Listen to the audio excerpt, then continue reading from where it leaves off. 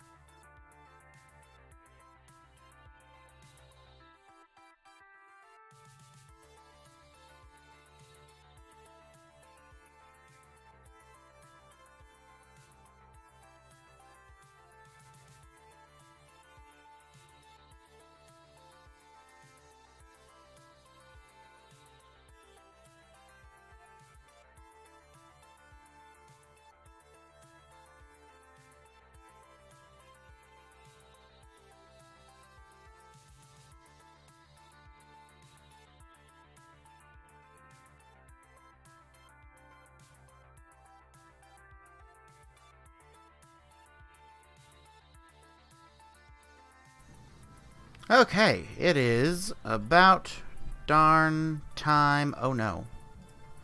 Oh no, camera. I forgot that was on. Fuck it. It can be on. Hi, how's it going, internet? I hope everyone is doing well. And all that jazz. As we continue our Arcade Spirits journey. Alright, here we go.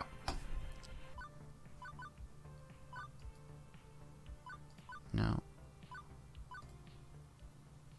Return.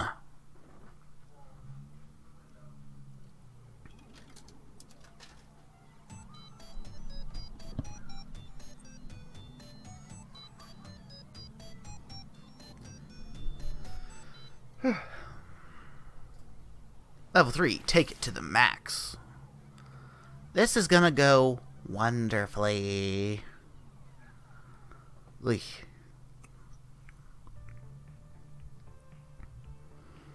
It is the future year 20XX, and today is the day. Well, not the actual big day when we reveal Wyvern Keep, but a big day in relation to that big day, and I am completely stressed out. My mission, should I choose to accept, and I kinda already chose to accept, is to spread the word about the upcoming Funplex event. The one that I'm in charge of. The one that I've put a ton of effort and hope into already. The one where if nobody shows up, it spells doom for all. No pressure. Right? Nope. None at all. No big deal. I mean, if I fail, I'll only be the laughingstock of the entire Funplex. They'll call me the Funplex failure for the rest of my days. I'll be shamed. Forced to wear a giant red F on my chest. Snap out of it, Edgy. Let's focus on what's right here, right now. Specifically, a giant conglomerate horde of people that keep bumping into me and smell like corn chips. And there is nowhere to run. I might be a little I might be in a little over my head here. Working in the arcade, I've gotten used to smaller crowds. My skin has gotten a little thicker and resistant to sticky soda hands touching me accidentally, but nothing could have prepared me for the sheer scope and scale of this. Just me and, oh, I don't know, maybe 50,000 other people? I know Naomi's the one who doesn't like crowds, not me, but come on now, this isn't a crowd, it's a Gojira-sized evacuation mosh pit. Complete with Gojira-sized screens hanging overhead, constantly showing advertisements for arcade games and industry happenings. Hey. Wow, it's so exciting, isn't it, Edgy? That is a word, yes. I've never really been to one of these things. What a spectacle. Thanks for giving me a ticket. I really needed to get away for a weekend. Ooh. Hey, how are you holding up? You're looking a little green around the gills there.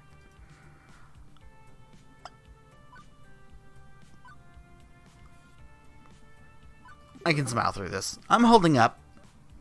As long as I keep my internal monologue going and be able to speak frankly through my own mind, I'll be fine on the outside. It's the perfect facade. Can't you tell by my awkward smile, my eyes open wide, and the tilt of my head that I'm holding up? Perfectly? EFX for life. This is exactly why I came here with you, to help you in your hour of need, and to get away for the weekend, but still, hour of need. It's true Juniper has helped me get through a lot, but beyond generalities, I think she specifically wanted to make it up to me for the whole job offer situation. It's nice to have her here. We're not going to let a little thing like that stay as a sticking point between us. So, what's the plan? We can't just stand around all day, Edgy. There's a lot of ground we need to cover to make your Funplex a success. How are we going to attack this? What's the first move? I was just going to sort of play it by ear. You didn't plan for this? Like, at all? I was too busy lying awake all night stressing out to worry about planning things. Look, I'm new at event management, much less event promotion. Edgy. Well, let's start with this. Juniper swings her book bag off her shoulders and crouches on the ground. She opens it up and pulls out a stack of papers. Hold these. I cradle them in my arms. Okay, I'm holding these. What are these exactly? Flyers, silly. The ones you wanted for promoting your big event. I managed to print off quite a few before the boss started giving me weird looks. Why are copier rules always so strict in office jobs? It's just paper, and I needed it. I flip a sheet over and I start to remember.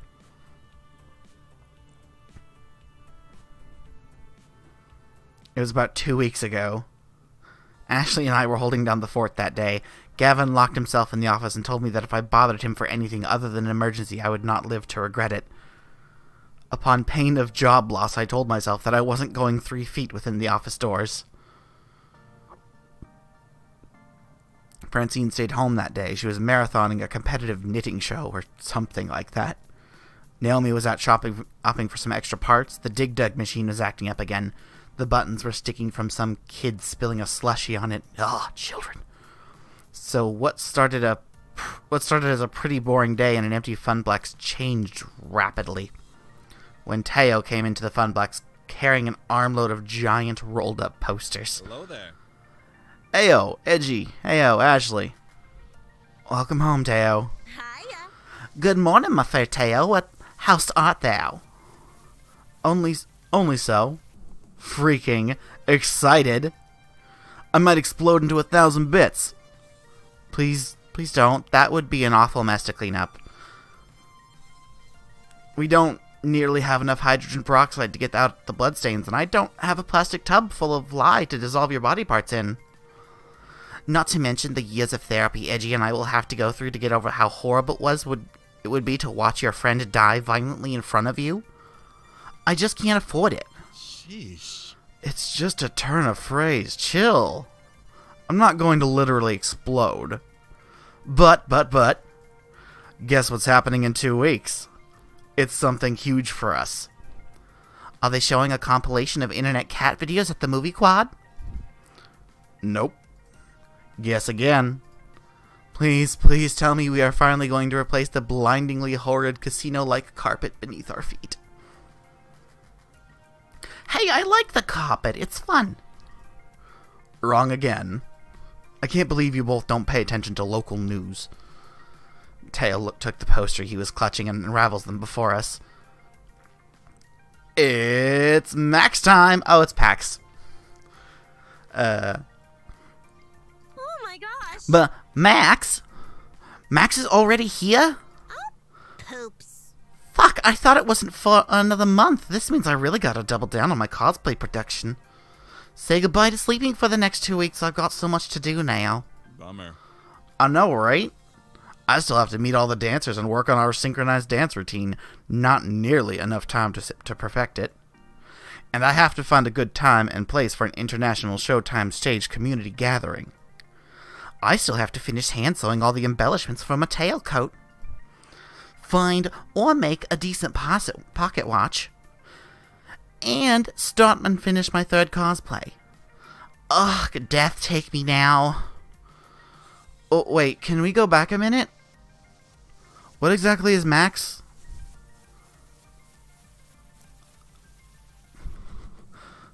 Okay, that's not fair. I can't do them both at the same time. The best gaming convention ever. Did you both plan to say that in unison?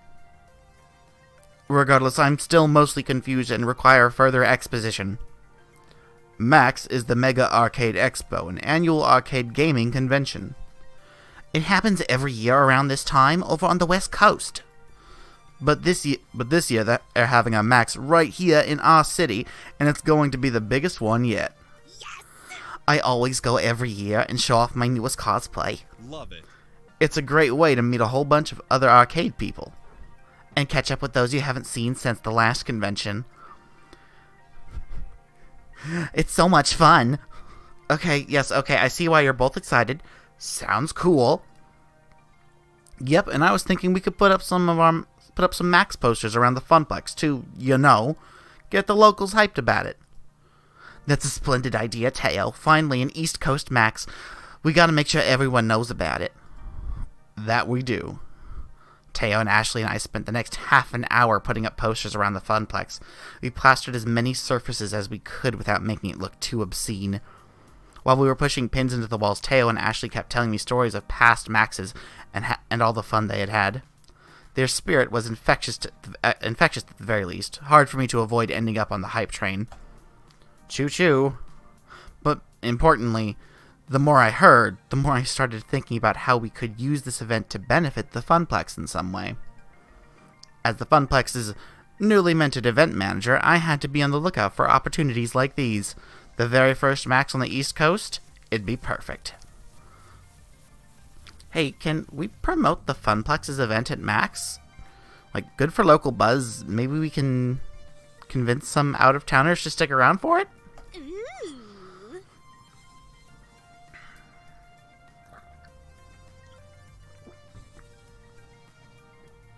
Ooh, that's the one you've been working on, right, Edgy? Yeah, I've got ideas for tournaments, token discounts, much to Gavin's displeasure, and more, like revealing the new game we got from the raid. You still haven't told me what it is, and I'm not going to. It's a secret. Super secret. It's so hush-hush that the only people that know about it are Edgy, Gavin, Francine, and Naomi. Ashley, you don't even know? Nope. They were actually going to tell me, but I'm not very good at keeping secrets, so I made them promise not to give me a hint about it. So, Edgy, do you have a name for this grand event yet? Yeah, Edgy, what's it called? I've been thinking long and hard on coming up with the perfect name, but I think I figured it out. Are you ready? Am I? The suspense is killing us. The Funplex event will be called... Oh, balls. We're just gonna go with the default.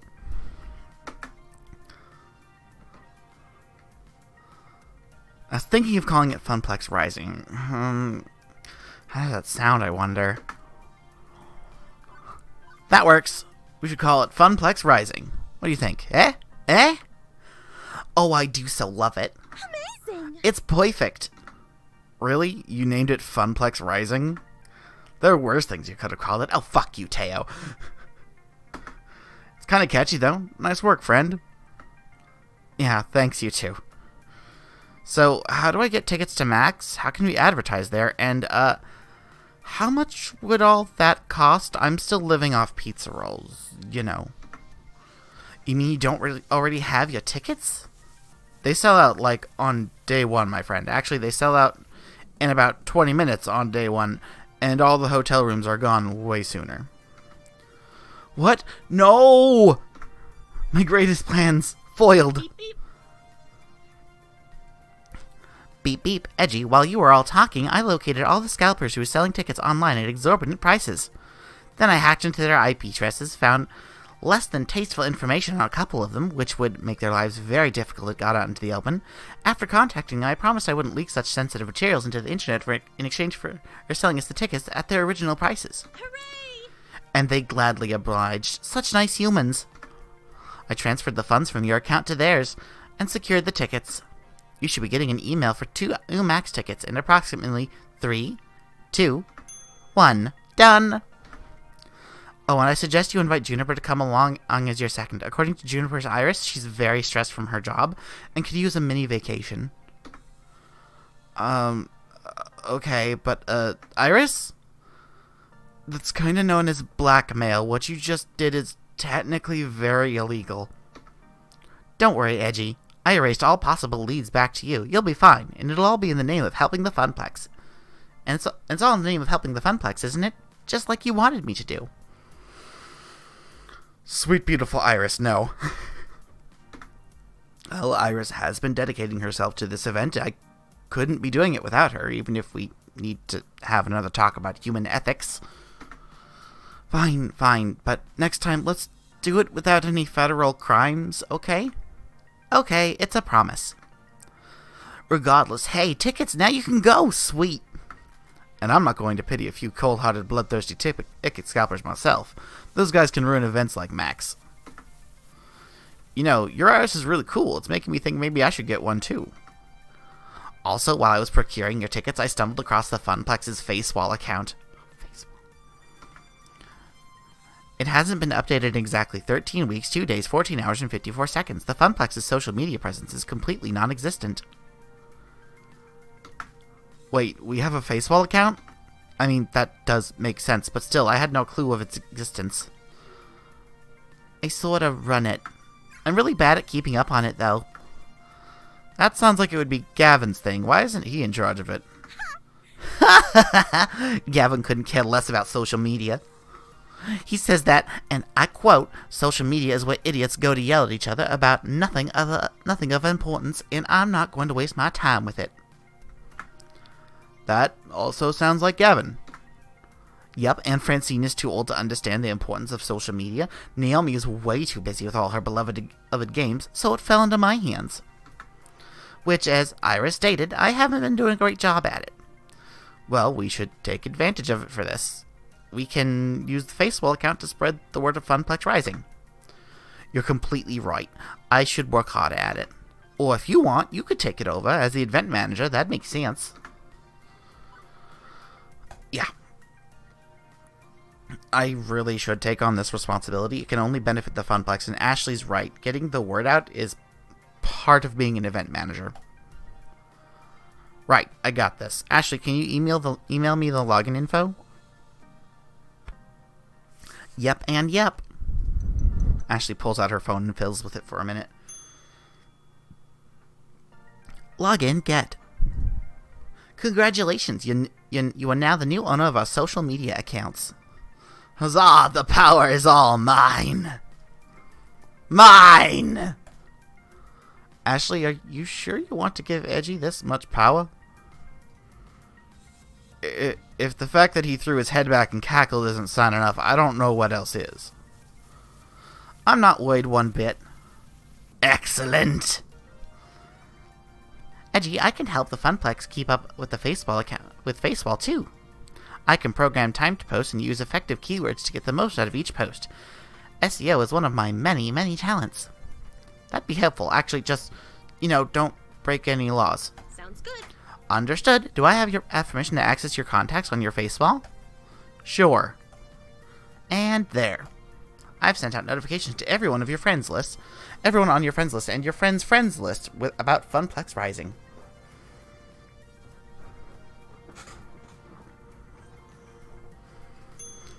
That was fast. No joke. One more thing. Your site should have about 75% more images. Did you know that 90% of people prefer looking at pictures online rather than reading? Sometimes I just don't understand you sentient beings. Your Iris does make a good point. We should totally come up with a poster for our event. We can hand them out at Max, too. And, of course, put them up around the arcade. Okay, the arcade isn't too hectic today, Ashley. If you want to watch the floor, I can go design us a sweet flyer to pass out to the con-goers. It's time to deploy my mad artist skills. Oh, dear. Ooh, sounds like a plan. Let's make this the best Max ever, one we will never forget.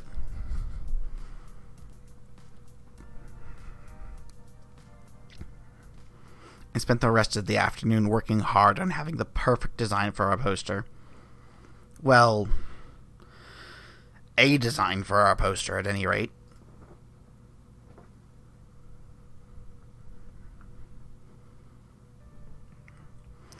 Which brings me back around to the stack of papers currently in my arms, which does not in fact resemble the poster I designed. I took the liberty of tuning your poster just a bit, just a little, and changing the font selection, and picking out new clip art, and rearranging everything, and using a poppier color scheme. But I liked my original design. Edgy, you used Comic Sans and Papyrus.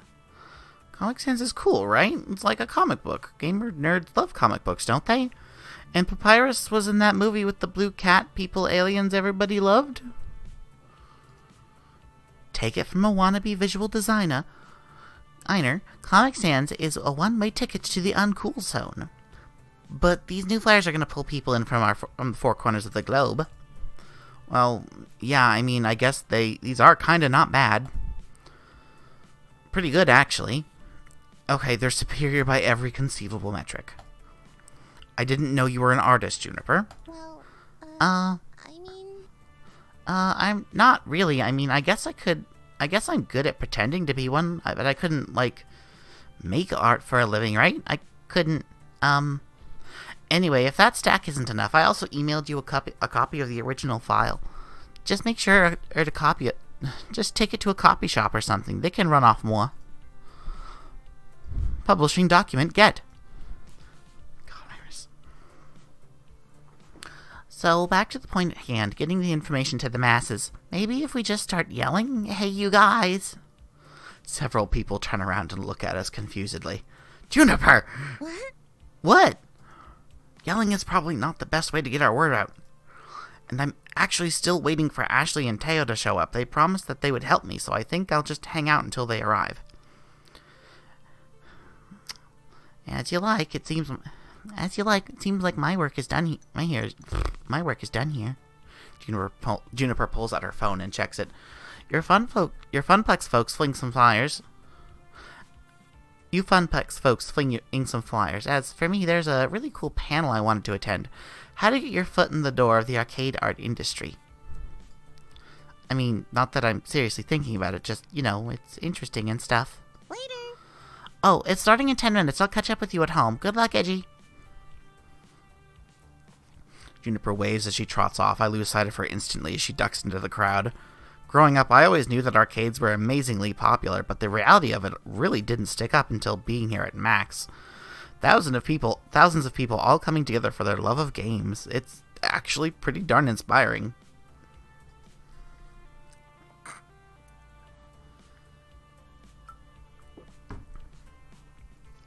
I muster enough courage to wade my way through several hundred people in the main convention hall. Eventually I find a safe space, a humble bench near the water fountains. I make this home base while I wait for my friends. Since both Teo and Ashley are running late, I have some time to fully take in my surroundings in a calmer fashion, of course. Everywhere I look, everything I see, it's all steeped in arcade culture. Booths are set up for all the major arcade companies, each table vying for the attention of the crowd. Some have spaces set up with stages, flashing lights, and people throwing t-shirts into lines of people. Can we talk about these lines for a second, though? There are lines for everything. Lines to play games, lines to go see a panel, lines to eat disgusting convention food, lines for the bathroom. There are even lines to get into other lines. And they all just wait there, standing, happily chittering amongst themselves. I have trouble waiting in line for 10 minutes at the whole story for a coffee, let alone waiting in line for 3 hours just to play a game that'll be released in 4 months.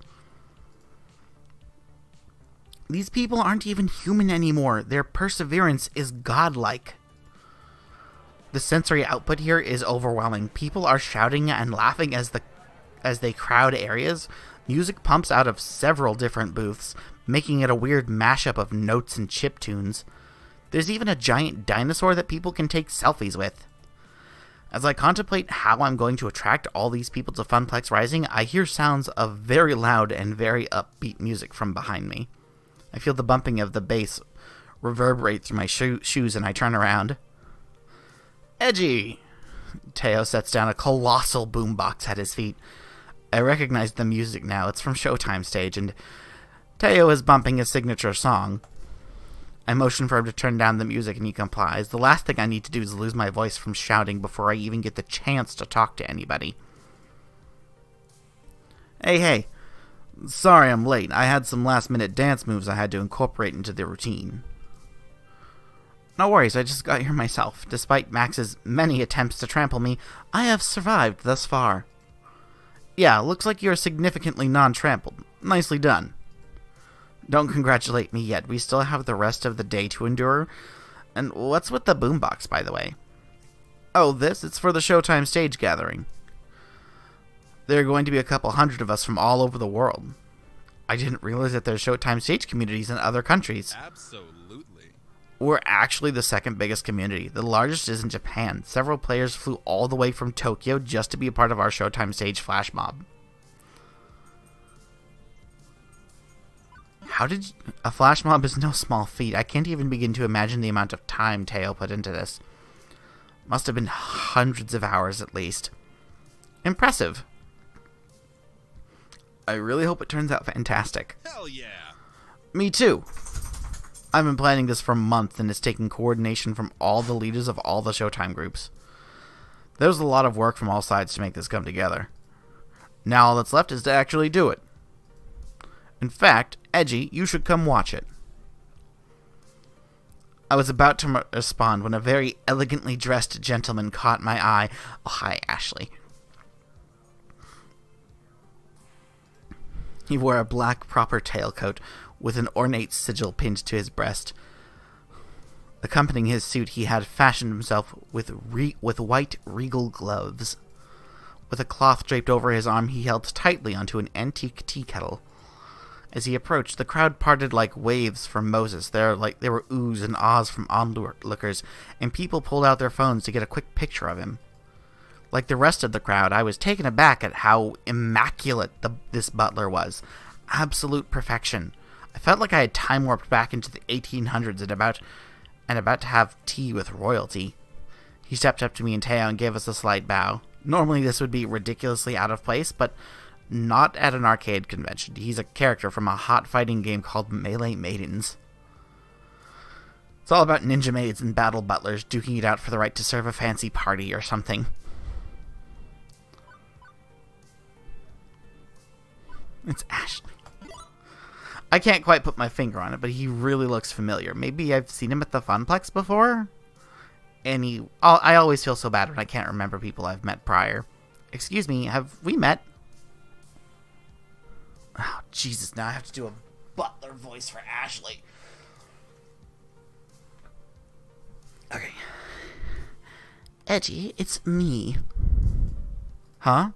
How does this mystery butler know my name? Do I have a stalker who is also a butler? What if we work together? Huh.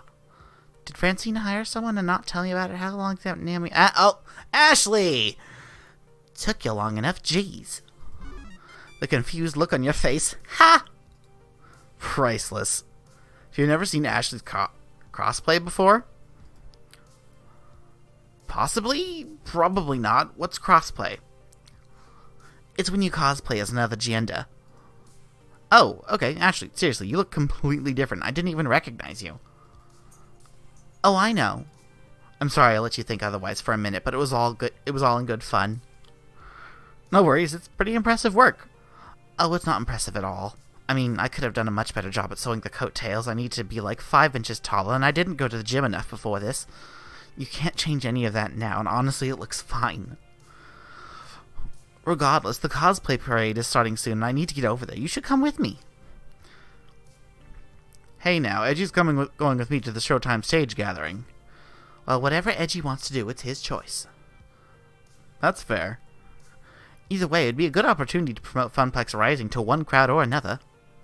So would you like to come with me to the cosplay parade? Or join me in the flash mob? Oh,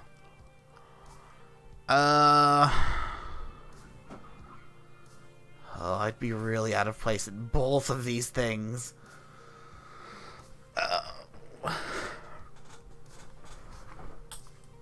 Why don't I have an option to be a wallflower that just hands out flyers? Okay. I guess of the two of these, the one I would be most likely to go with is probably Ashley. Huzzah! This way! Ashley led the way as we weaved between people in the crowd. We traveled through the largest exhibit hall to get to the cosplayer gathering. Ashley had mentioned it was the Pac-Man Theater, which meant risking our lives through the most densely packed hall of the entire con.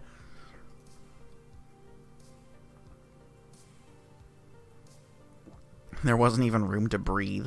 And I thought the main hall was bad, but this was 1,000 times worse. At one point, they announced that the show floor had just opened up and a huge rush of people came straight for us. It gave me flashbacks to the one time I worked shoe shop retail over the holidays. Horror. The horror. The gamer stampede came straight towards us. Wild eyes and groping hands. I thought for sure I was going to get trampled to death. But at the last second, Ashley pulled me to safety. You gotta be more careful, Edgy. Don't lose sight of me. She points to her eyes, then back to mine, our eyes now locked forever in a mystical eye-locking spell. Eventually, after several more attempts on my life, through various death by copious amounts of people, we made our way to the Pac-Man Theater. The theater was huge, capable of packing in several hundred people. Most of those seats were already taken too, and people were milling around on the auditorium aisles. My floor attendant senses detected this as a fire hazard, but a huge stage had been set up in front of us where normally there'd be a table for the speakers, like in a panel discussion form. Since the theater is so large, they placed the projector screens on either side of the stage, so whatever is happening can be seen by those sitting in the back row. It's safe to assume that this is one of the auditoriums saved for the more popular panels, and now the cosplay parade? Ashley, what exactly is a cosplay parade? It's exactly what it sounds like. I'm so glad you asked, Edgy. Let's see. It's where all the cosplayers get together, line up, and show off the greatest creations for the masses on the theater stage right up there. Now that I think about it, kind of self-explanatory, right?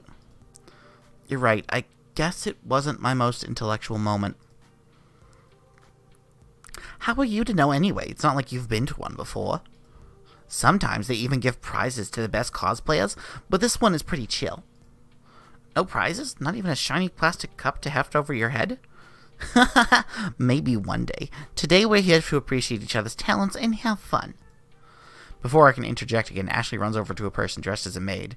It looks very uniform to Ashley's butler cosplay. Maybe they're from the same game? Oh my gosh. Oh my gosh, I absolutely adore your Mia from Melee Maidens. It's totally cute, and your sword, incredible.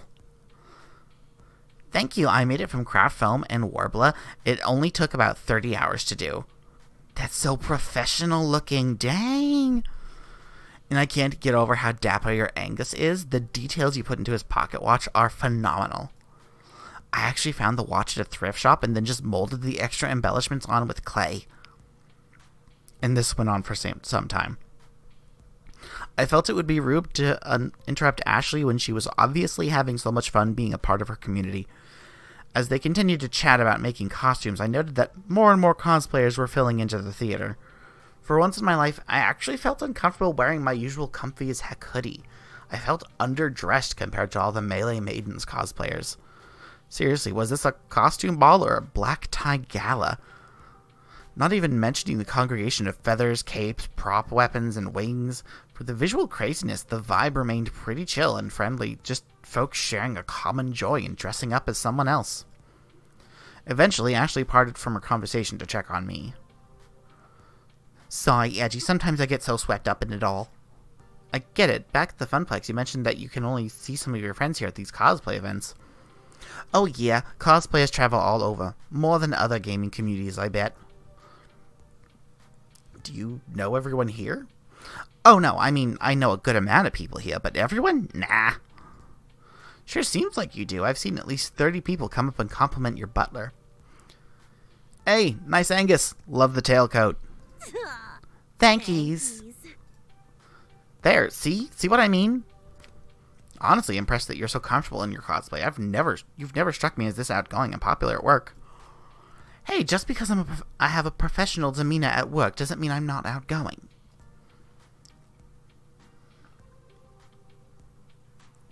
I didn't mean it as a bad thing.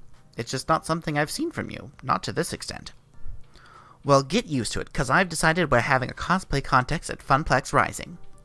And I'm gonna win. What's this? Competitive Ashley? You've been taking notes from Queen Bee, haven't you? What? Don't tell me you saw us practicing in the bathroom the other day.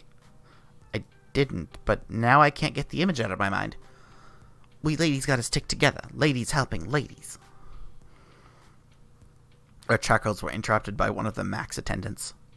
If you are participating in the cosplay parade, I need you to gather in the backstage green room. I repeat, all cosplayers proceed to the green room.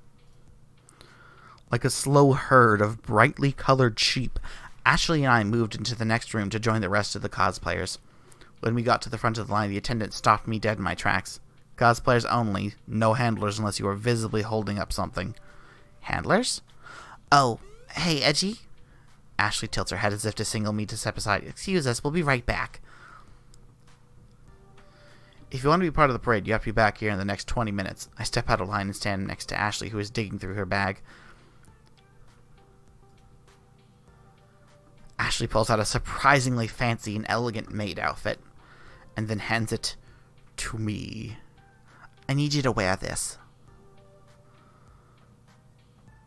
Wait, you just happen to have this? This is all too convenient that Ashley has a maid's aid cosplay just tucked away, roughly in my size, prepared for something like this. I'm on to you. What do you mean? First of all, why exactly do I need to wear this? Secondly, you planned for this, didn't you? And lastly, you just want to see me in a maid outfit. 1. You need to wear this to get on stage as part of the cosplay parade. A moment in the spotlight would help you spread word about Funplex Rising, right? Where better than in the biggest auditorium at Max? 2. I did plan for this. Sometimes handlers aren't allowed on stage with their cosplayers, and I need to get you, Ashley pointed to me and then to the theater stage, on there. 3. Yes, duh. Nope. But I'm not going to force you to do something you don't want to. If you don't want to take the spotlight with me, don't worry. I'll still help promote the event. It's totally up to you, okay? And no hard feelings either way. Well, this would be a terrific opportunity for me to promote my event. Is a bit of personal embarrassment the price I pay, or should I just leave that to her? I really wouldn't care. I'd wear the costume. Let's go. I can't say I'm totally thrilled, but, well, why not? I'm willing to do it to help get the word out. Count me in. Great. Trust me, this will be tons of fun. We made our way to the nearest bathrooms and I changed into the maid outfit. I struggled to figure out all the clasp and what velcros to what, but Ashley took the time to help me get situated. Once we were done, we headed backstage, which I say resembled the Funplex break room, but hey, same purpose, same function. Tweeter and Facewall. Here, the cosplayers lie in wait for the big show to start, including one particular butler and a newly minted maid. I can't squee. You look so cute! I wished I looked half as cute as you do in this. But seriously, you're going to have to do this with me more often. You make a perfect Alice. Alice? Right, I forgot you know nothing of melee maidens. Alice is the head maid of the Neko Manor. Okay. So, Angus, that's me, and Alice, that's you, are siblings fighting alongside each other to prevent other maids and butlers from taking over their estate. They fight for Lady Nice. Oh my! Oh, and I almost forgot. Ashley pulls out more costume stuff from her pack. This time it's a set of cat ears and a tail. Alice is a cat girl. What? But you don't have cat ears, and I thought we were siblings. Shh! Spoilers! You don't find out that they're siblings until after you beat Angus's story arc. Then you already spoiled it! When the game starts, Angus has amnesia, and after you win, Alice appears and tells you everything. Angus's power is unleashed and he becomes his old catboy self. It also unlocked an extra skin you can play with, but now we've gotten very far off track. Satisfied? Any more questions? I think that covers it. Ashley fashions the coat tail of my back, of the back of the maid dress, and places the headband on my feet. My head. With the costume finalized, I take a long, hard look in the mirror. And, okay, it's not half bad. It's definitely not me, but I can live with this. Oh, good. Katie and Steph are here. Who? They're a couple of my good cosplay friends, and they are way more talented than me, even. And they just so happen to be the MCs for the cosplay parade. Ashley waves over to them, and they smile, waving back. I talked with them earlier about the parade. They'll let us come up on stage and talk about Funplex. After the parade, they'll let us come up on the stage and talk about Funplex Rising. Whoa, really? Really? Thank you so much, Ashley. That'll help a ton. Yeah, it helps to know people sometimes. We found a few other cosplayers who dressed up as other Melee Maiden characters, and we all formed up into a group. Even though we were together, Ashley and I kept to ourselves, save for pleasantries. As we chatted away, the Max attendant came back to give us the final warning before we went on stage. Everyone listen up. We got 10 minutes before the parade. Make sure you're all ready to go. I think I'm experiencing performance anxiety. My heart rate's increased and I feel flushed. This pressure to look perfect is too much. Ashley, do I look okay? Are my ears on straight? What about the tail? You look fine, trust me. Amazing! You're the best Catgirl maid I've ever seen. I bet you say that to all your cosplay friends. I don't. Honest. Well, I think that what did you call it? Crossplay? It's fantastic. Why did you choose to crossplay as Angus anyway? I would have expected you to be one of the other fancy I maids. crossplay because that's what makes me feel most comfortable. Aww. At first, I dressed as various boys because I adored those characters so much, you know? Doggo, you're okay. But the more I did it, the more I had fun with it. The more I began to feel like me. And then I wanted to do it more and more.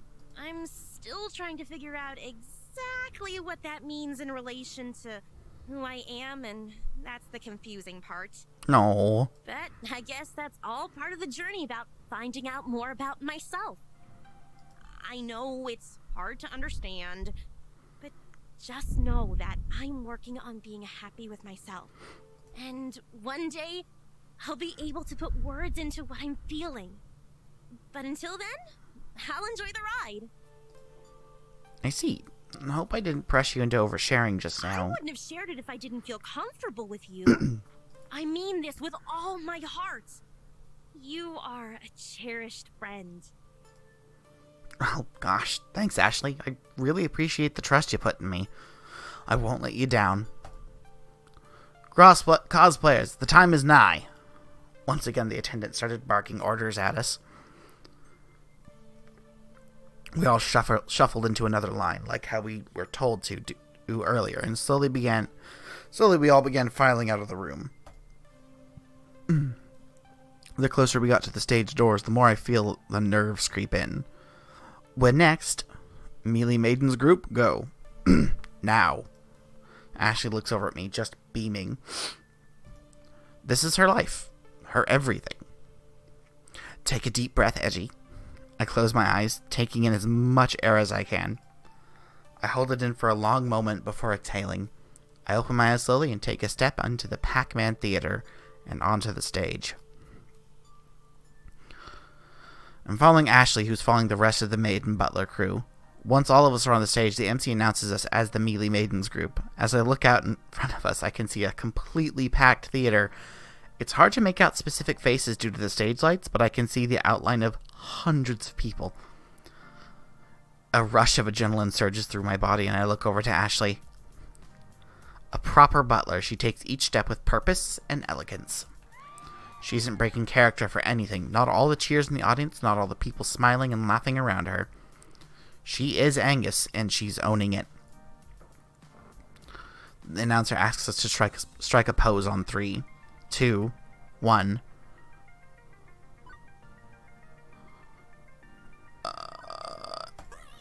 I leaned over, hand on my hip, whilst giving a coy expression, a wink to the audience. We finish holding our poses long enough for everyone in the audience to get a good amount of the pictures of us. My eyes slowly adjust back to normal from all the flashes, and we're ushered off the stage by the MCs to return to the backstage area. It's getting warm and cramped back here, but luckily we're toward the end of the cosplay parade. Following us is a huge Street Fighter group, and lastly, someone in a mascot cosplay of Moopy himself. I can't wait to tell Percy about that, and he's going to be thrilled. Is it actually Percy? How are you enjoying this?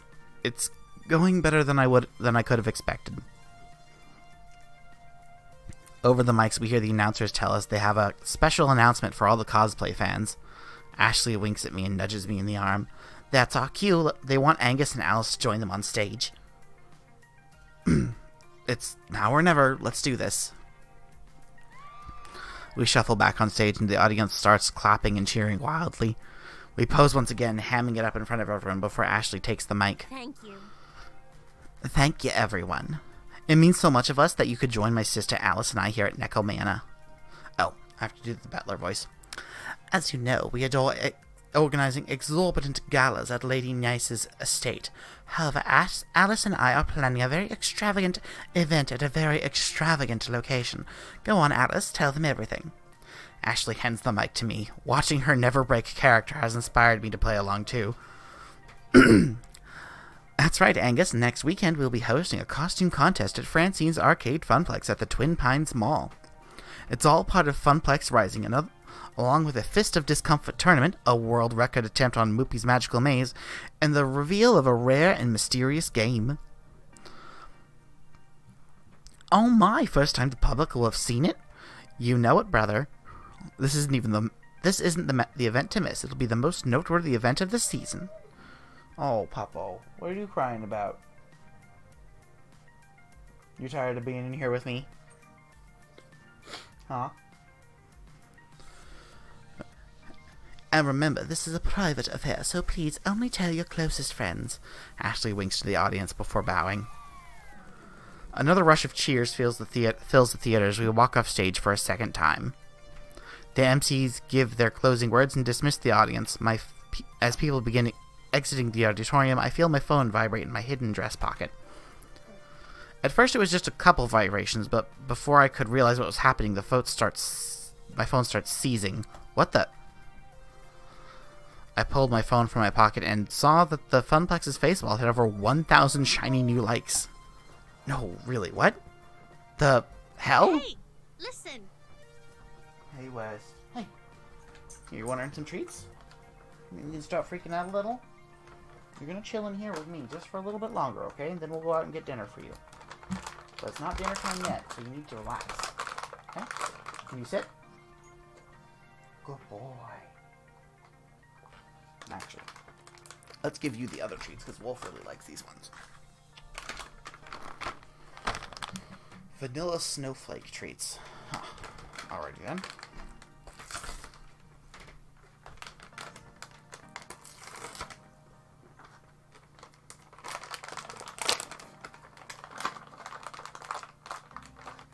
Okay, can you sit?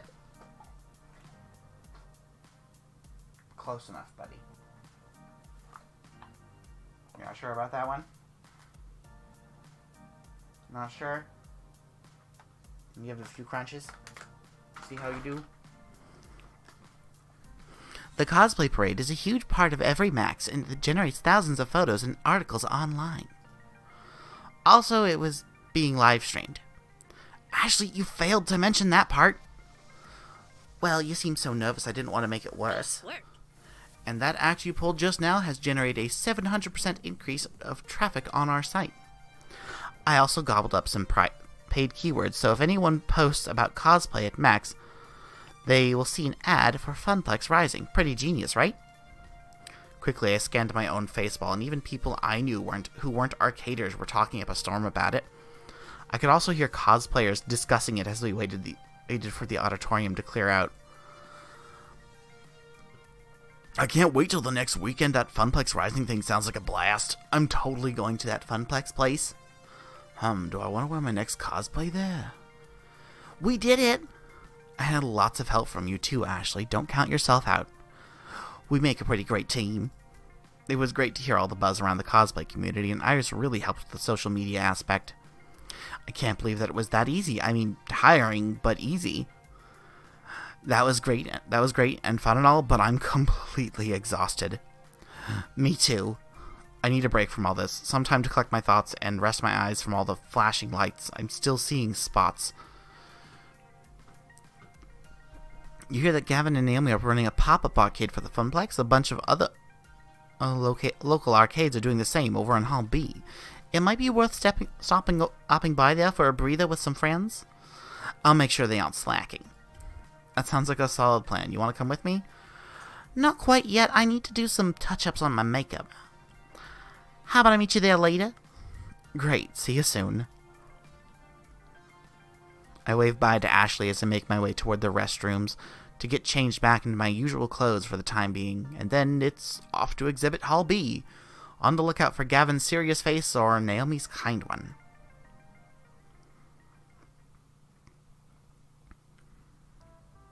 Let's see, Exhibit Hall B. It very much resembles Exhibit Hall A, where I started my day. Industry types, dealers, swag, crowds. But there's definitely more actual arcade games here, as local places have set up pop-up arcades all over the place. You guys, want some more treats, huh? Want to earn some more treats? You can stop crying. Okay, sit. Lay down. You go up. Up. Good boy. There's definitely more actual arcade games here, but as local places have set up pop-up arcades all over the place. It's hard to notice the smaller displays with the giant garish Deco's Palace display eating up the center, but I managed to crawl my way around the edges to find, well, now pretty much everyone else in the crew save for Francine. Teo and Ashley are still hanging out with their respective communities. I've got some time. Maybe I can bend someone's ear meanwhile? Let's see. What's everyone else doing right now? Gavin's reading the news, bored out of his mind. Naomi's fixing up a busted Galaga. She could use a break. Percy's idly playing around of Nibbler. And Queen Bee looks oddly agitated, like worried agitated. I like Queen Bee. I want to be friends with her, but also like Percy. Percy. I'm the worst. Here, another treat. Good boy. Good doggo. Let's talk to Percy. Because I like Percy. Percy's poking his way around the mazes of Nibbler, but without the gusto he normally reserves for Moopy. Hey, Percy. Hello. Good to see you, Edgy. So, how goes your day? Any way I can help? Actually, right now I'm thinking of taking a break from being the Funplex Rising Hypes person. You want to talk or something? I mean, if you're not busy. Oh, I don't chase Nibbler skulls. The fellow who holds this record deserves to hold it for some time to come. I'm just goofing off, I suppose. Right, shall we depart? The two of us find a semi-quiet spot between two display booths to take a breather from all the digital hustle and the battle of the arcade scene. Anyway, Nibbler's no Moopy. It lacks the depth of a good Moopy run, in my humble opinion. So, aside from Nibbling, how's Max treating you? Can't complain. Some good retro games on display, a few rares, a few imports. I'm always happy with the diversity of titles available here. I've come to Max every year since, well, since Stella passed away, I suppose, since I inherited her love of arcade games. Oh, sorry, I didn't mean to drag that back in. Oh, no need to apologize. The fact remains that Max is quite a spectacle, yes, and I do so love the games here, just like Naomi. Honestly, I was thinking of trying to buy one from its owner. Buy it and donate it to the Funplex. I've no room in my tiny little flat for a game, but if I can give it to a good home, why not? That way Gavin can't complain, yes, at worst it's taking up a slot on the floor and some wattage per month. Everybody walks away happy. Money well spent, eh? Okay, now a lot of little bits of Percy's backstory just aren't fitting together. What's the best way to phrase this?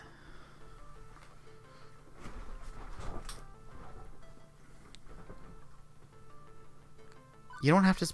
Okay, this one's the rudest. I don't like this one. This one. This one's the best one. This is the only good... You don't need to spend your hard-earned cash on this. Percy, buying Naomi a game would be a kindness to be sure, but don't feel you have to do it. I know a lot of folks in the gaming industry see someone like you as a whale they can milk for every dollar, but you should keep your money. We're doing fine. Shh, it's only dosh, love. What's the point of it? It's not being spent on something you love, and I love the Funplex. It's not too forward of me. You and everyone there. You just said you live in a tiny place. Couldn't you afford something better? Something more comfortable? I suppose I might as well explain. You know, I've little care for money, despite having plenty thereof. It's because I was never earning it with the intent to spend a single pence on myself. It was for Stella. All of it. Every pound, every dollar. Oh. When we finally understood why she'd always been weak and sickly, my parents searched far and wide for a heart specialist that could cure her. But the only one who'd work with pediatric patients was in America, and my family certainly couldn't afford anything like that. Not the travel, not the treatments. They'd already spent everything they had on my tuition. I'd be the first Sinclair to get through university. I dropped out immediately, but it wasn't enough. And with the American health system being what it well, I decided to take action. And the fiercest look I've ever seen on the ordinarily mellow features of Percy Sinclair had made itself known.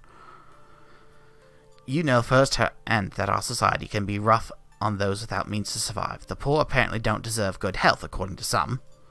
So I decided not to be poor. By my intellect, I set those wheels in motion. Just as Stella put her mind to mazes, I put my mind to money.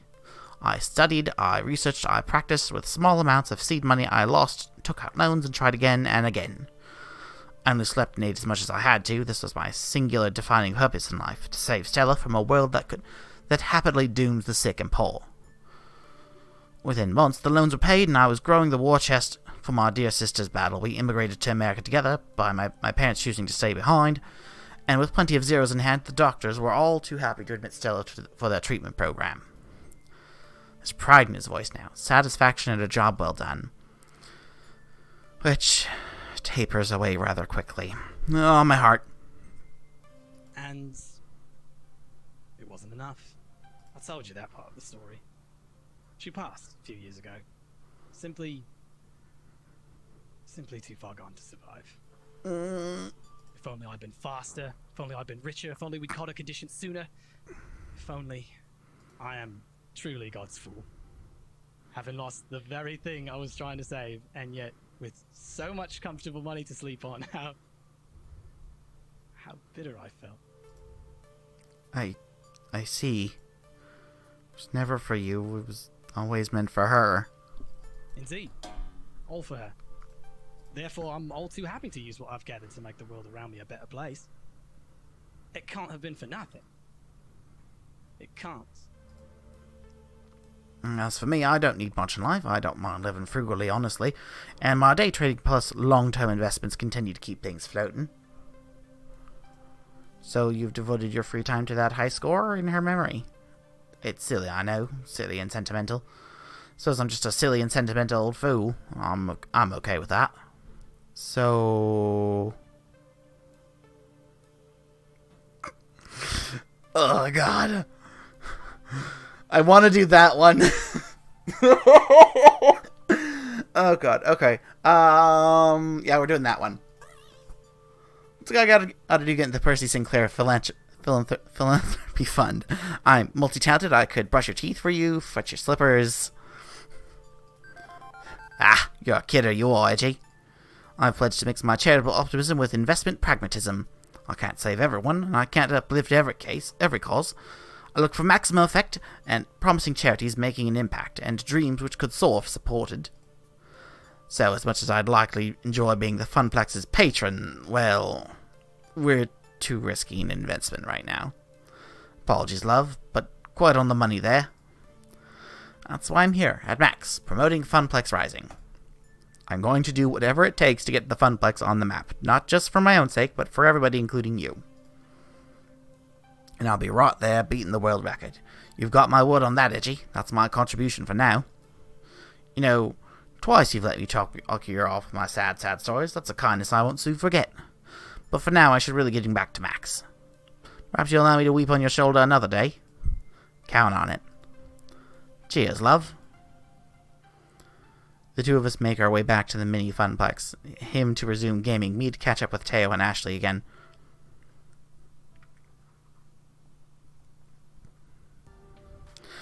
My current status, sitting, and enjoying it.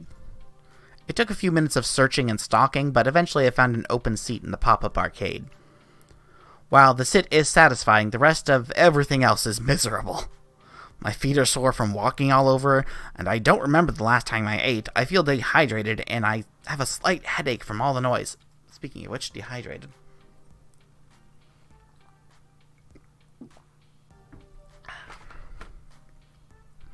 And there are still 4 more hours of max left. Oh, if Gavin saw me in my current state. Leaning back, arms at my side, completely exhausted. I can picture it clearly. He'd be leaning over me with his dark, unfettering eyes. He would lean in close and frown. Grumbling, he'd say, "Edgy, may I remind you these seats are for patrons only." I audibly sighed just thinking about it. As luck would have it, Gavin and Naomi are huddled over the Galaga cabinet, trying to figure out why the monitor's not working. Freedom. My buns are experiencing the best freedom has to offer, and while my body feels like it could collapse at any moment, I feel good about it. Right? Getting the word out about Funplex Rising was great. Seeing people's faces light up with excitement is why I'm really here. Plus, spending time with Ashley was an added bonus. She's certainly got passion to spare. I smiled to myself. The pain in my heels and the grumbling in my tummy. Worth it. While enjoying the respite, I let my eyes close for a moment, and, of course, the second I do that, I hear footfalls closing in. There you are, Edgy. We've been looking all over for you. But we were specifically going to meet back up here at the Funplex Pop-Up Arcade. Yes, but we didn't expect you to be tucked in the darkest corner of the arcade. I'm hiding from Gavin. He'll put me to work if he sees me. Hiding behind the pinball machines is probably not the smartest choice, then. You know how much he loves pinball. Spare every moment he thinks no one is watching him is spent. Every spare moment he thinks no one is watching him is spent getting that high score. I have so many candid pictures on my phone of him playing pinball. You have to show me. Like, right now. Yes, his concentration face is so cute. Before I can even react, Ashley has her phone out and is scrolling through pictures of Gavin. Both look up at me guiltily. Don't we have more important matters? Max is over in a few hours, and we will have a lot of work left to do. You're right. Please don't tell Gavin. Your secret is safe with me. Right, so business time. I think I got something. Go on. I have a friend, and she's an indie arcade developer. The new title she's been working on is amazing. It's got co-op, it's got competition, it's got magical schoolgirls. Now you're talking. It's got it all. Wait, I'm pretty sure I've heard of this game. It's called Magical Moon Cuties? Yeah, that's the one. She's thinking about premiering it at the Funplex Rising. Oh my gosh! Oh my gosh, it would be cooler than cool. It sounds interesting enough. Might make for another fun game for people to play. But do you really think people would come to play a game no one has ever heard of? Actually, the game's been in development for a few years now and has a pretty big following already. My friend is somewhat known in the indie scene. I'm sure it would create some buzz at least. Are you kidding, Teo? We would be the talk of the arcade world. I don't like being the talk of the world-sized things. Let's go. I do like being the talk of world-sized things. Let's go check it out. I stand up, invigorated by the news. As I start walking back toward the hall with Teo, I hear a call from behind me. Wait! I turn around and see Ashley standing there, fidgeting. Her green eyes are darting back and forth nervously. Oh, my nose. So itchy today. Ashley, I do have a plan. She motioned for us to come back towards her, which we do. What's your idea, Ashley? She puts an arm around Teo and the other one around me, huddling the three of us together. So what I'm proposing might not be the most legal course of action. Oh, do I even want to know? You've seen the huge monitors hanging from the ceiling in the middle of the major halls, right? How could I miss them? They're constantly bombarding us with ads and false hopes of high-quality convention food. No matter how amazingly tempting that $9 hot dog looks on the big screen, don't even think about it. Exactly my point. Everyone is looking at it. I know a way to sneak into the back area, and all we have to do is break into the main communication center and upload the flyer Edgy made into the rotation. Whoa! You want to do what? Shh, keep your voice down, Teo. Unless you want to get arrested for being an accomplice. It's a genius plan. Everyone at the Max will see our name in lights. Okay, so that's a less than legal way of getting the word out, but I have to admit you've got me intrigued. And it'd definitely work, but I don't know. Trust me. What about? Of course, we need to go in disguise, and I'm already nice in disguise, but Edgy would need to switch into something more distracting. I'm more distracting, exactly. To distract from your face, of course. What I'm trying to say is people will remember the costume, not the person wearing it. Which means, made Edgy rides again. I knew it. Come on, you did so great on stage. Think of this as your encore. How about it? Let's not forget about Magical Moon Cuties. It's a valid alternative. Both options are valid, honestly. Splashy advertising would certainly drive foot traffic, even if getting it up there would be dodgy. Importantly, Iris could help us do it safely without anyone noticing, safer than Ashley going off on her own to try this inadvisable stunt. But a highly anticipated indie title might do the trick and result in far less jail time. We went with Ashley before, so let's go with Teo now. Ashley, you got this. You don't need any help from me. Honestly, I don't feel like getting carted off to jail today. It's not on my scheduled agenda. But I'm pretty sure Ashley can handle breaking and entering all by herself. And yes, I do realize how wrong that sounds, even in my own head. I bet you've seen plenty of heist anime, so much that you can sneak into Natural History Museum and steal the world's biggest Fabergé egg in the middle of the day. I've got like 12 bobby pings holding this way on. I won't let you down. I know you won't, and please try to be careful. Ashley smiles wildly before prancing off into a crowd of arcade folk. You can stop worrying, Edgy. Ashley knows exactly what she's doing. That's why I'm worried. Fair enough. Well, shall we go see a lady about an indie game? We shall.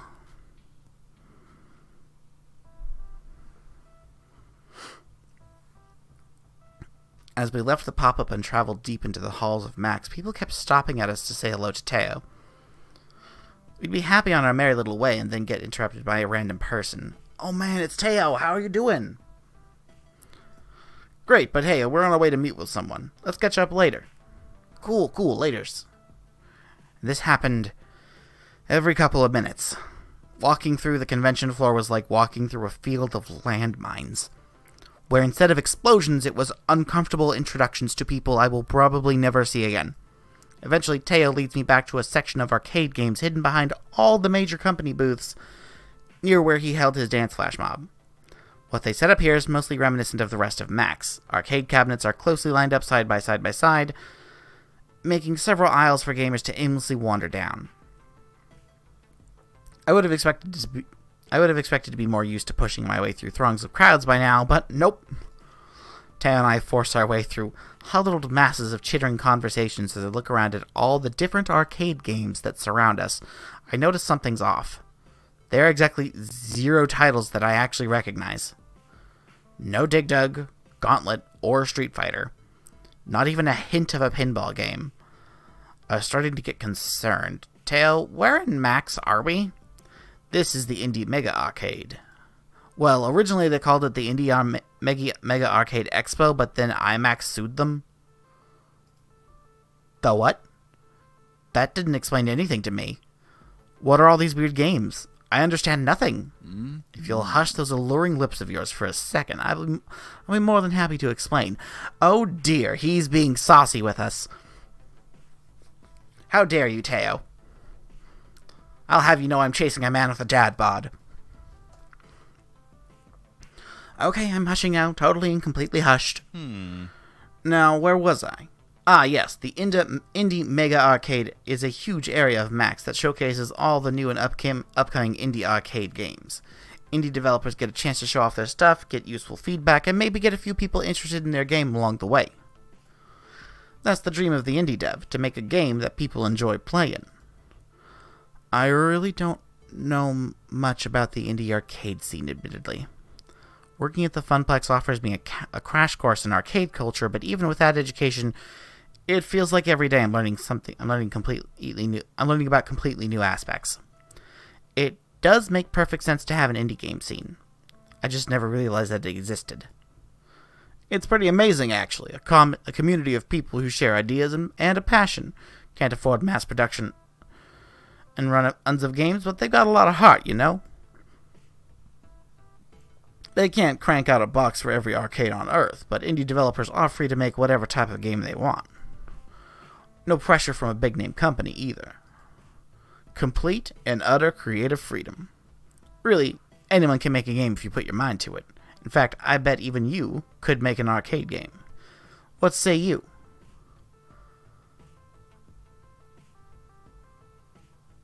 I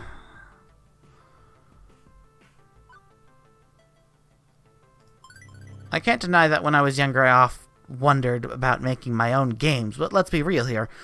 I don't have time for that now.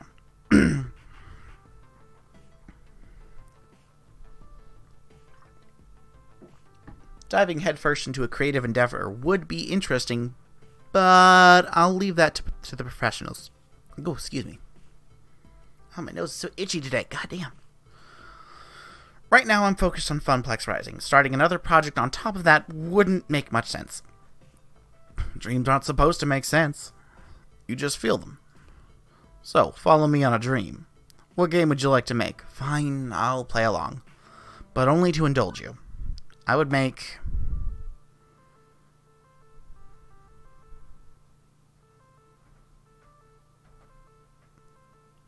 that before any of the other things. I don't know exactly how a romance arcade game would work, but I'm all about creating new genres. Yes! Also, it takes place in an arcade, a game about arcade romance in an arcade. Yes! Really, the core of the game would take an in-depth look at all the different aspects of arcade communities and how they function and interact with each other. Yes, a bit slow for a corn-op arcade game, but also plenty of kissing and touching butts. Okay, now you're speaking my language, which is the language of love? Too easy. I like it. All right. Well, if you ever get super bored of being an arcade event manager, I can hook you up with all the proper people to launch your second career. What do you mean? Oh, I have some friends who make arcade games for a living. Some friends? As soon as I said it, I became overtly aware of the situation. Since we stepped foot into the Indie Mega Arcade, people have been waving and nodding to Teo. Not to mention all those people stopping us on the way to get over here. I'd say more than some friends. You're a popular guy. What? Come on, that's silly. He waves his hand, waving off the very notion that I know to be true. Everyone knows who he is, and I had no idea. Teo's always been such a crowd pleaser at Showtime stage, but I guess his popularity spread to all facets of his life. Dance champion and indie arcade scene champion? Huh? I try to keep my friends' circles pretty separate. Sometimes it's not always perfect, and they tend to overlap. You know, like in Max. But hey, it's got upsides. All my friends are here. The biggest downside of Max is just so hard to see everyone. I never get to spend enough time with them, you know?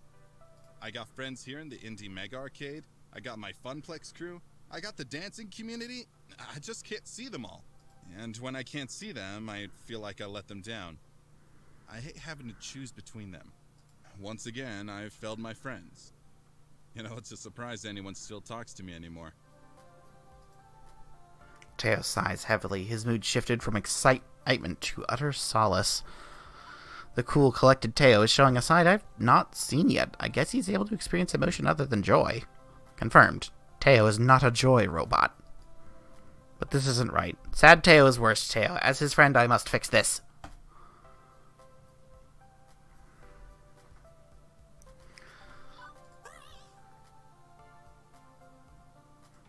But he has to realize how many friends he has, and they all support him no matter what. Teo, you know what I can't even fathom right now? Huh? No. What? I honestly had no idea how famous you are.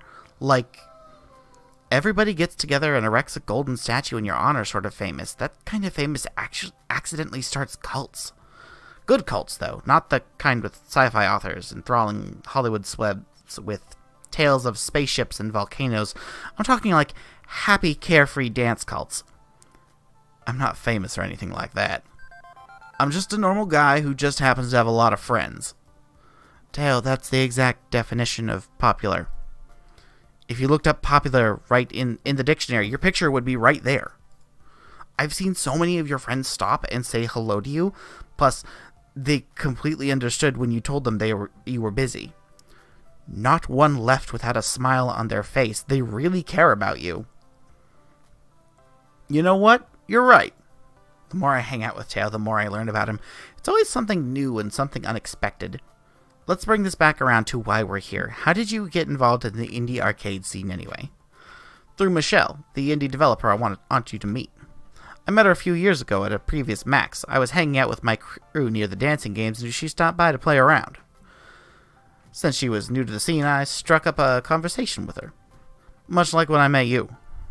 Ah, so there was plenty of flirting then? I cannot help myself when surrounded by such beautiful, wonderful people. Ah, he's becoming slightly southern.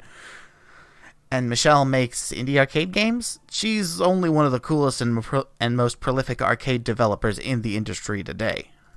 She's worked on several big-name indie games, and when she's not working, she's speaking all over the world about arcade development. Color me impressed. Sounds like Michelle's the sort of influential person who could really help with Funplex Rising. She really is. I'm what now, Mateo Alvarez? Oh, Michelle, only the worst person I've ever met.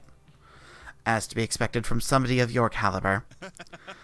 Touché, I was just looking for you, by the way. Well, I'm glad I found you then. What's on your mind? I wanted to introduce you to Edgy. Nice to meet you. The pleasure is mine. It took me a second, but Michelle totally looks like, uh-oh. You aren't perchance a federal agent. This is it. I'm doomed. It was a setup. I'm about to be renditioned to a CIA black site. Who, me? No. Although my sister, well, I can neither confirm nor deny what she does for a living. I see. Okay, that makes sense. Gotcha. I'm gonna shut up now and focus on arcade stuffs. I think what Edgy is trying to say is that you have a very confident and authoritative expression. That's all. Yep, that's exactly what I meant. Got it on the nose. Thanks, Teo. Sure, okay, let's go with that. Anyway, I spoke with Teo earlier in the day, and he told me you had a business proposition. Consider me all ears. Allow me to elaborate. Edgy here was recently appointed as the event manager for the Funplex. Congrats, that's the cute little mom and pop place where Teo gets his groove on, right?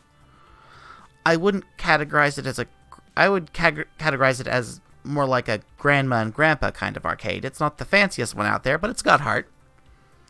I like an arcade with good heart. It reminds me of my youth. Wow, I need to settle on a voice for her. The good old days when you walk into your home away from home, quarter up, and enjoy the company. But I digress. Getting too swept up in memories, tell me more about the proposal. Edgy is putting on a special event at the Funplex called Funplex Rising. It's a celebration of the arcade scene, if you will. Oh, I will. We're going to have high score competitions, esports stuff, mystery game reveals, the works. I'm going all out on it. And Teo, I take it you're doing a dance event as well? He is, but it'd be great if we could add one more thing to the list. Maybe the premiere of a new indie game? Legasp, could you possibly mean my game, Magical Moon Cuties? If you'll allow us the honors. Have I given you the elevator pitch yet? All I know is there are magical schoolgirls and I'm intrigued. It's a competitive, cooperative puzzle game where people have to work together to match all the magical orbs before their opponents can. Think 3-player magical drop, but with combo attacks. Everyone plays as a different, adorable magical schoolgirl, hence the cuties part. That sounds better than the last time I heard it. Right, I'm pretty excited to share our Magical Moon Cuties to the world. I've mostly been doing some selective demos for media outlets today, but so far the general public hasn't been allowed to play it.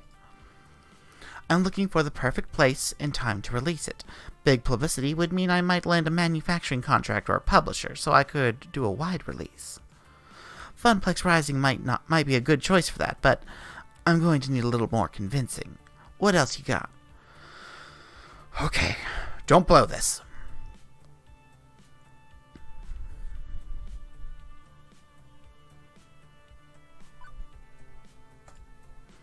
Michelle had mentioned earlier she likes an arcade with heart and soul. I should appeal to that. You aren't going to find an arcade that has more spirit than the Funplex. Everyone who frequents there, employees and patrons alike, want nothing more for this event to succeed. This is our chance to show the world our dreams. We've been pouring all of our combined energy into making Funplex Rising victorious. Teo, myself, all the staff, all the gamers. With Magical Moon Cooties on our side, we could just bring even more heart to this affair. Ooh, excuse me.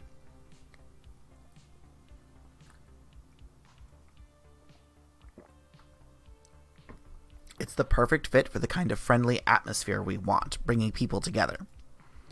Oh, you got me right in the feels. Plus, I really want to play Magical Moon Cuties too.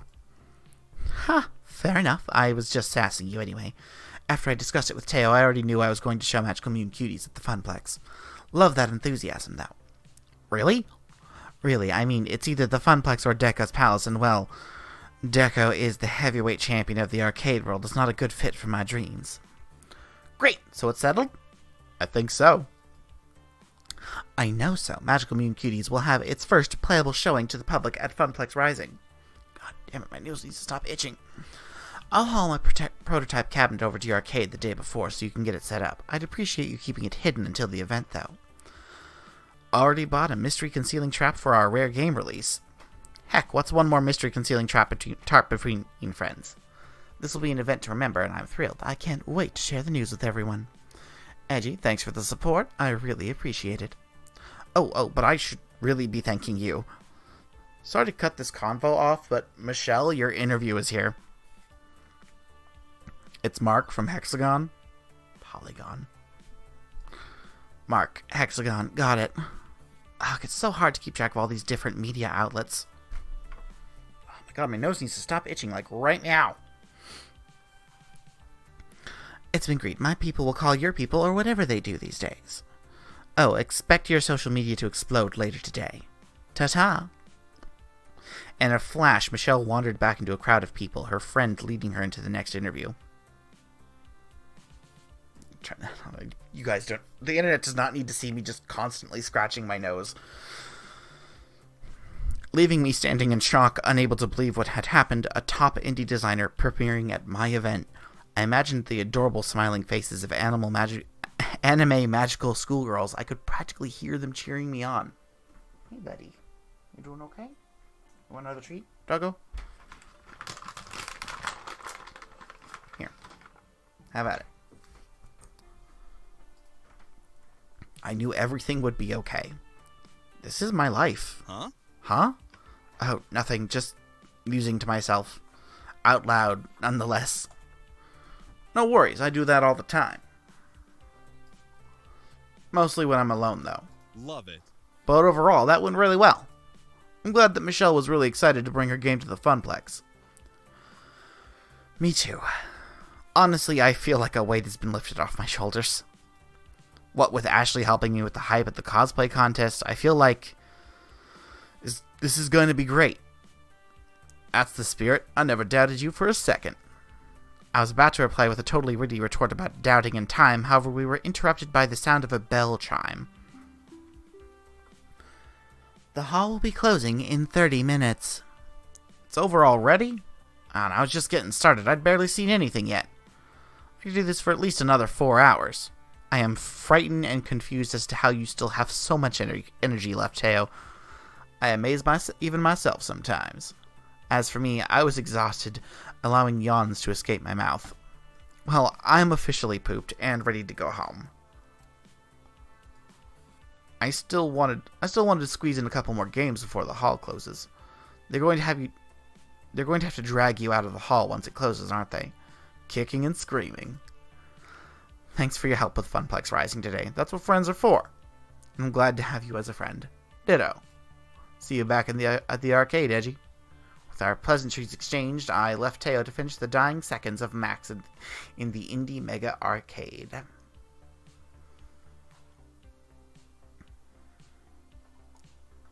All in all, a successful day. Edgy, you have a new text message. Operation Hot Dog Takedown mission complete. Acid extracted and heading home for leisurely bath and some anime. Oh, Ashley. Uh-huh? She hacked the video signs and snuck away. Look at the screens. Are flyers airing there now? Wow, I didn't know Ashley was a hacker. Maybe we should swap tips. I'd like the Funplex to commit less felonies rather than more, Iris. Oh, okay. Right. Time to head home. I promised I would meet Juniper just outside the main exit of the hall. That's exactly where I was headed. The rush of fresh air hit me as I pushed the double glass doors open. It was nice. Refreshing. And had a much better smell than the one I had been around all day. It relieved all the stress I built up from the entire day. I didn't have to wait long until I saw Juniper. She bounced happily up to me. So, how was your first Max, Edgy? It was fantastic. The amount of support I got from my friends today was amazing. I know I can always go out on them, and I feel like we bonded closer as friends. I can't wait to go back next year. As to be expected with a convention. Although in your case, we really outdid yourself, and I got smacked with 300% of what anyone else would have done. Yeah? How do you figure? Well, most people drop by Max, play some games, maybe attend a panel or two, and do some shopping. They're here to be catered to. You, on the other hand, were doing the catering, like any good caterer. That means spinning plates, doing 12 different things at once. You found interesting ways to push Funplex Rising and promote Funplex as a whole. You worked your butt off to do it. Rather than attending Max, you were Max. Sure feels that way. I'm totally drained. Ooh. I kinda envy you, you know. It sounds like you had some great adventures today, other than designing that flyer. I didn't do much beyond playing a few games and buying cute t-shirts and stuff, but let me tell you, they were really cute shirts. I'm glad I could support you, though, even if it was just, by doodling up a flyer.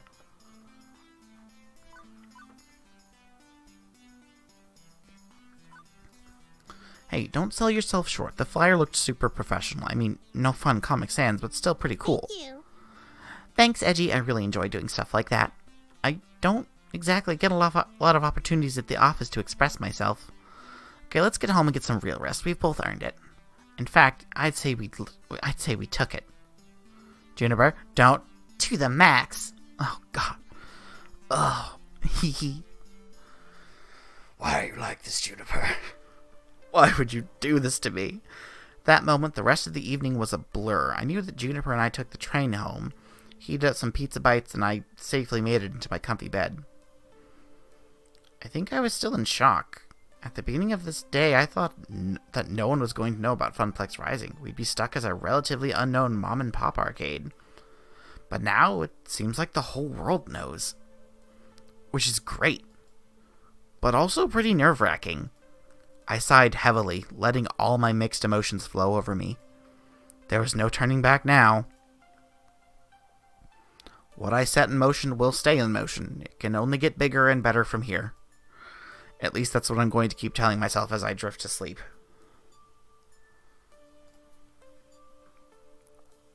I'm proud of what I accomplished today, and I can't wait to tell everyone at the Funplex about all I've done.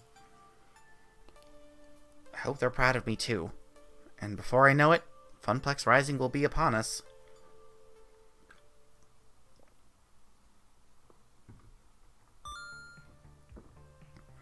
You've cleared level 3 of Arcade Spirits. A winner is you. Now let's see your score.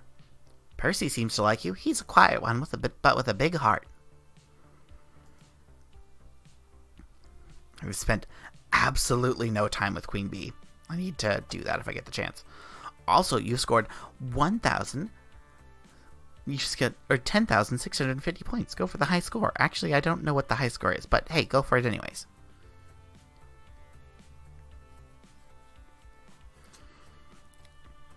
Gonna save your game before proceeding to level 4? Hell yeah!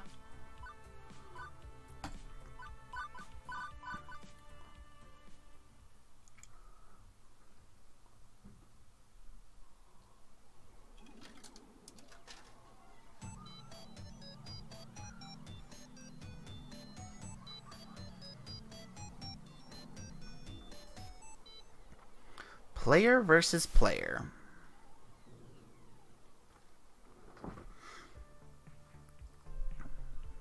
It is the future, year 20XX, and this is my hour.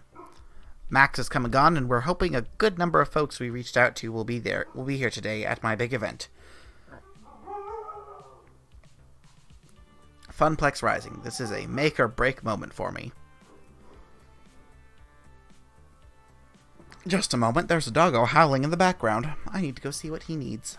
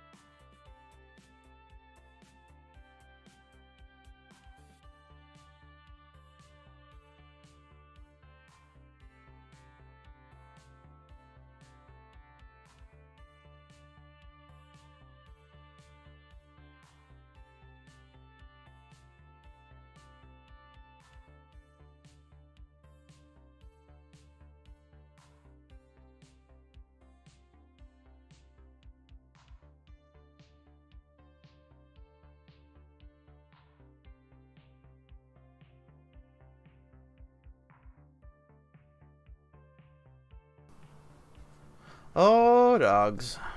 Okay, back from that nonsense. Okay. Oh, that one. There we go. Funplex Rising. This is a make-or-break moment for me. My chance to put the Funplex on the map. My chance to make something more of this job than a 9-to-5 vacuuming the carpet and looking for missing skee balls. My chance to prove to myself that I can do this.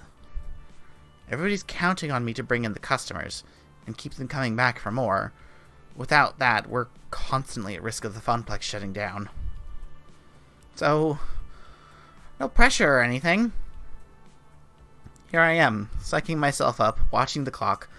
Once the little hand hits the 10 and the big hand hits the 12, Funplex Rising is go. I don't want to be nervous. I don't want to be spazzing out like I was at max. I want to face this with absolute confidence. But, well, sadly, I'm me and not someone else. And those old instincts to assume... those old instincts to assume that everything will go wrong, those feelings are still hanging on. Relax, love. You got this. It's your time in the spotlight. Just smile and enjoy it. I attempt my best smile. It comes out as a rictus grin of terror. Yes, well, just enjoy it then. Are you ready for your high score run at least?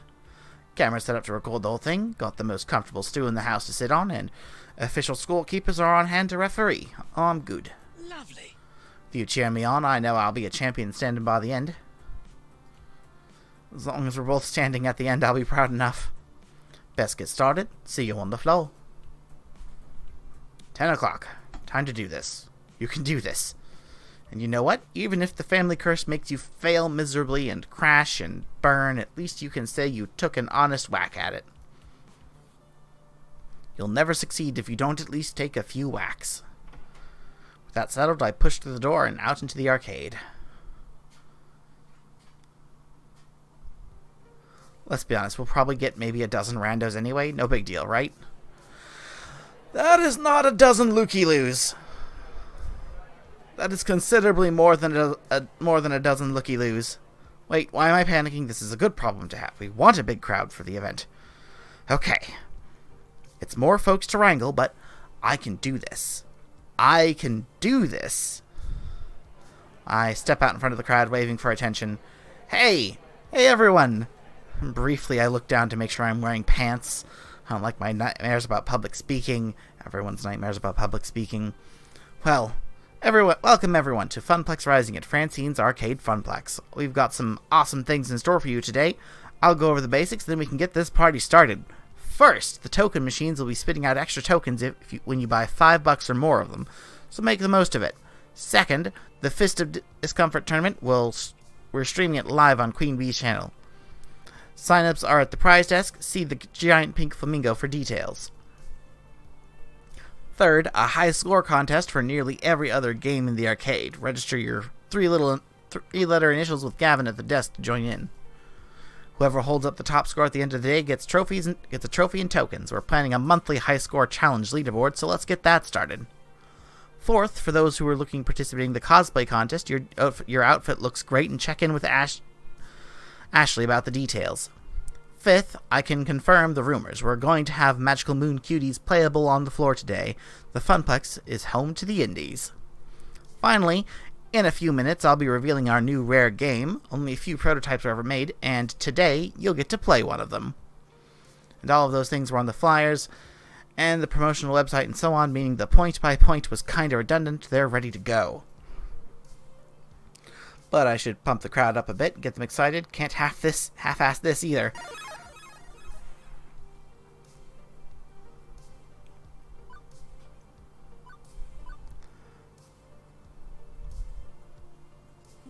The Funplex is meant to be fun for all. Casual gamer or core gamer, young or old, yet retro or modern, we want everybody to have a blast. Even if you don't walk away with a trophy, you'll be walking out of here with memories of time well spent with these games and the great people you'll meet today. So anything we can do to make sure you're having fun, you let us know, and we hope you can come back to the Funplex again to recapture the magic moments you'll experience today.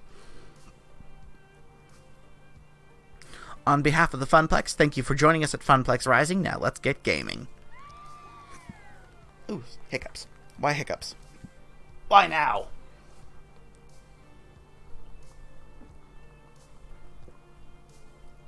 This is the worst time for hiccups.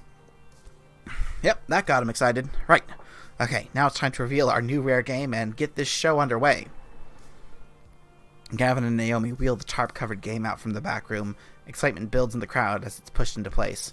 My friends, I give you Wyvern Keep, a rare laserdisc-based game where you're a daring princess rescuing a prince from the clutches of an evil lizard. And the crowd goes mild? I thought laserdisc games played like crap. Isn't that why they stopped making them? They're not all bad, and they can be kitschy nostalgia at least. Could be fun. Maybe I'll give it a shot after I'm out of the thawed tourney pools. Not the outburst of joy I'd hoped for. Aww. But I thought this game was really sought after by collectors and stuff. That's different from being popular. I suppose.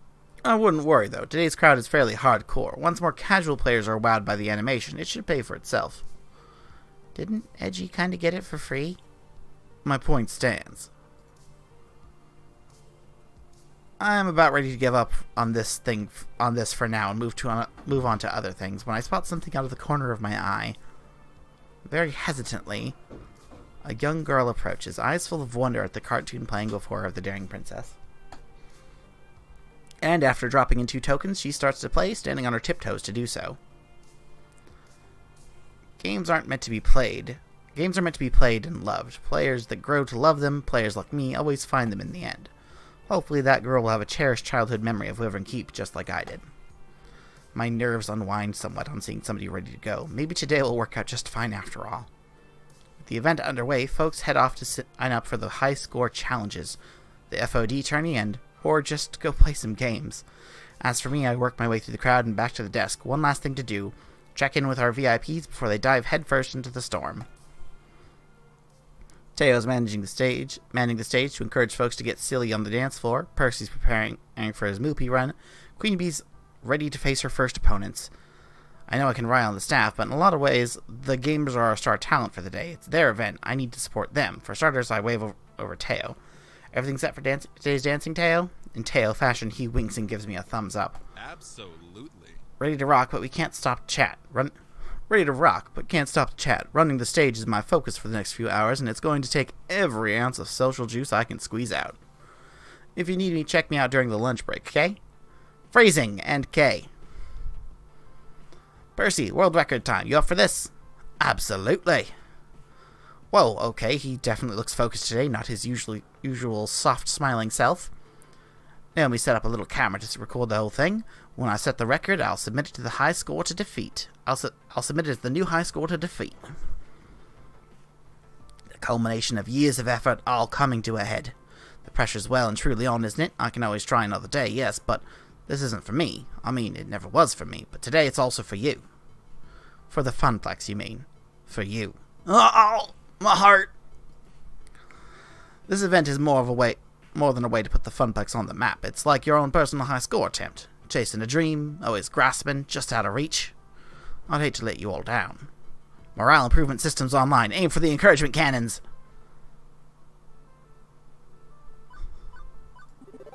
Percy, I know how much this game means to you, how much it meant to your sister as well. But trust me on this.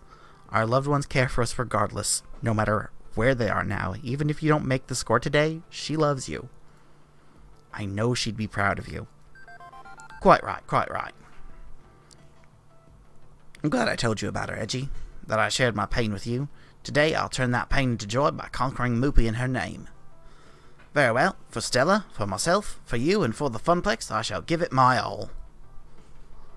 Percy offers a quick 2-fingered salute, then marches off to war with Mr. Moopy's magic maze, having a seat on his stool to begin the run. Next up, checking in with... What the Nope, no way. I am not ready in the slightest, not for this, not for him. With a subtle head nod, she indicates a fairly nondescript fellow in a t-shirt and jeans, standard gamer gear. There's an unusual design on the back of a jacket, like some wide-eyed fanged Oni. This is a local event, right? Funplex regulars, city scrubs, and a bunch of cosplay otaku from Max? That's... yes, I mean, yes, that's what this is? Then why the fuck is the demon here? The who? Hey, listen. Known on Western shores as the Demon, and in his home country of Japan as Kami. He's the top-rated Fist of Discomfort player in the world. As for your question, Miss B, I invited him. What? Ooh. You asked me to handle the invitations for the tournament, remember? As part of my helpful assistance in setting up Funplex Rising? Honestly, I was surprised he accepted my invitation after all the other top-rated pros turned it down flat. He even flew here from Japan on his own dime, or yen. Isn't that nice of him? Edgy, did your magical phone fairy just put me dead in the crosshairs of the greatest player who ever lived? Maybe? Yes? We'll go with yes. Sorry? I am fucked. I am so completely fucked. Queen Bee can't be losing morale now, and I can't have my friends so frantic over this. Plus, this is one of the main events, and when she's in top fighting form, she's an all-star entertainer. I've got to pump her up.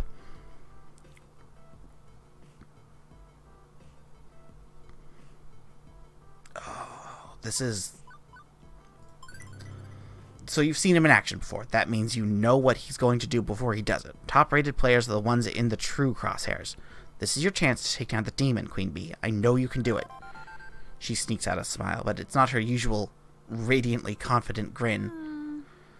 Well... True. Okay. I've watched hundreds of his matches. I'll do this. Here goes nothing. As she marches off to join the tournament, I'm getting a sinking feeling. Did I make a mistake? My calculations estimated that having a top player would bring in at least 150% more attendance. I mean, I was just trying to help this event be the best it could be.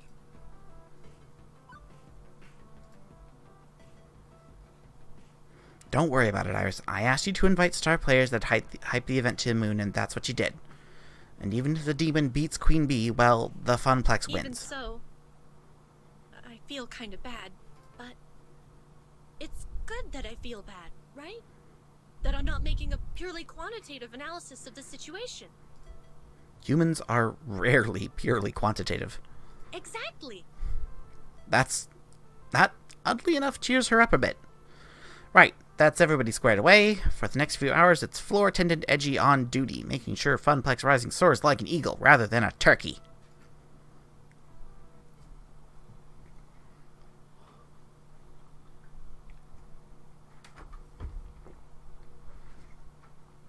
By and large, the event runs itself, or rather, Teo, Ashley, Gavin, and Naomi keep it rolling. My job is to troubleshoot. And boy, howdy is there trouble to shoot.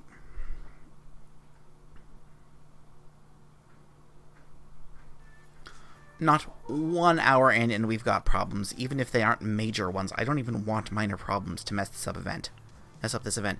Not even one glass of spilled milk. My stress level is so high that I might start bawling at the sight of it. Beep beep. Can I be of assistance? I'd like to make things up to you after that invitation snafu. Currently, I'm detecting 3 problems for you to solve. Someone beating up a cabinet, a player loudly cursing at a game, and a crowd milling around the vending machines. It's my duty to make this right. The crowd's already on edge from all the high-stakes competition. Where do I start, though?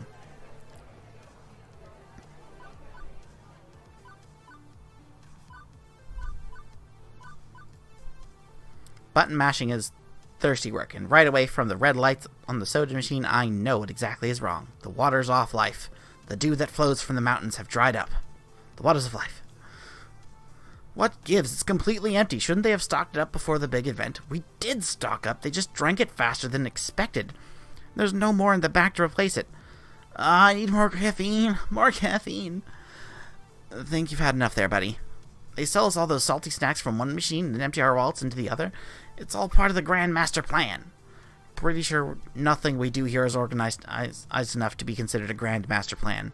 Although maybe I should run this by Gavin. He might actually have a way to turn this conspiracy theory into reality. The giant flamingo isn't really distracting enough to keep a bunch of thirsty gamers at bay. How are we going to fix this?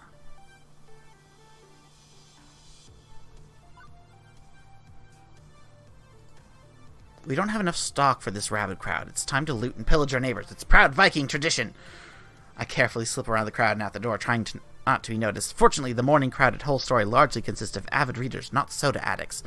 I quickly rush to the counter, putting on my best sad puppy face to play. Hello. Hello. Hello, taking an early lunch? To what do we owe the pleasure? Trying to do my best, Jacob and Graham here. Guys, you gotta help me, I'm desperate. Can I buy any cans of soda you got lying around? Ooh, I get it. Run on your vending machines, huh? Gotta keep those gamers well lubricated with sugary, syrupy soda. Ooh, what if... You know what I'm thinking, Matt? I think so. Go ahead and take a few cases, Edgy, on the house. Seriously? We're neighbors. We of the Twin Pines Mall must stand side by side in this world. You two are the best. I'll make it up to you by buying enough donuts to give myself diabetes. It wouldn't kill you to have a healthy sandwich or two when you pop by, Edgy, even if the pastries are perfection. Here, let me help you. Matt leaves his post to help me haul a bunch of soda cases next door. On entering with an armload of cans of soda, the crowd goes wild. A few of the friendly ones step right up to help us carry the boxes in, setting them up in the snack area. Soon, we've got the whole load transferred. Matt offers a quick salute before returning to his cafe. Crisis averted. Glad we've got such helpful neighbors. Now, what next?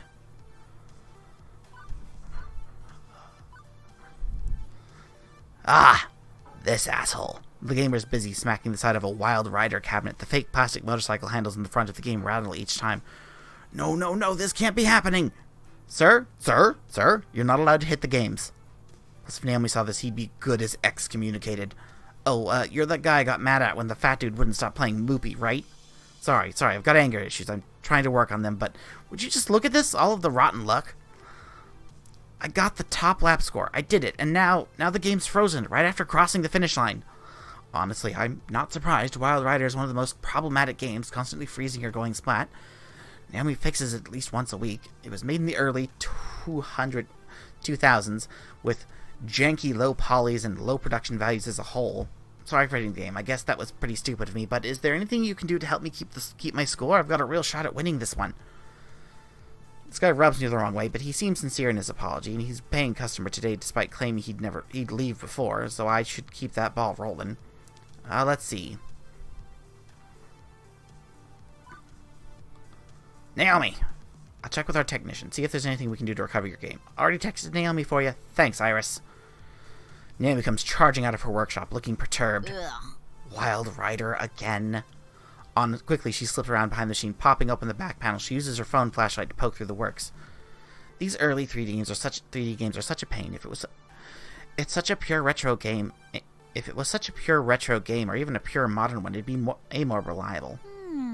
Okay, I think I see the problem. 1 second. And like that, the virtual motorcycle unfreezes. Confetti and cheers sounding from the games. It properly registers the lap time.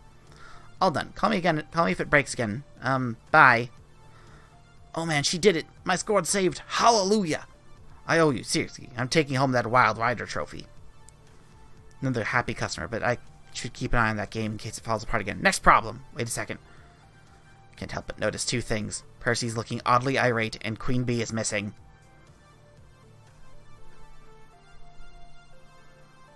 I could help at least one of them, even if it leaves the rest of the those crowd problems twisting in the wind.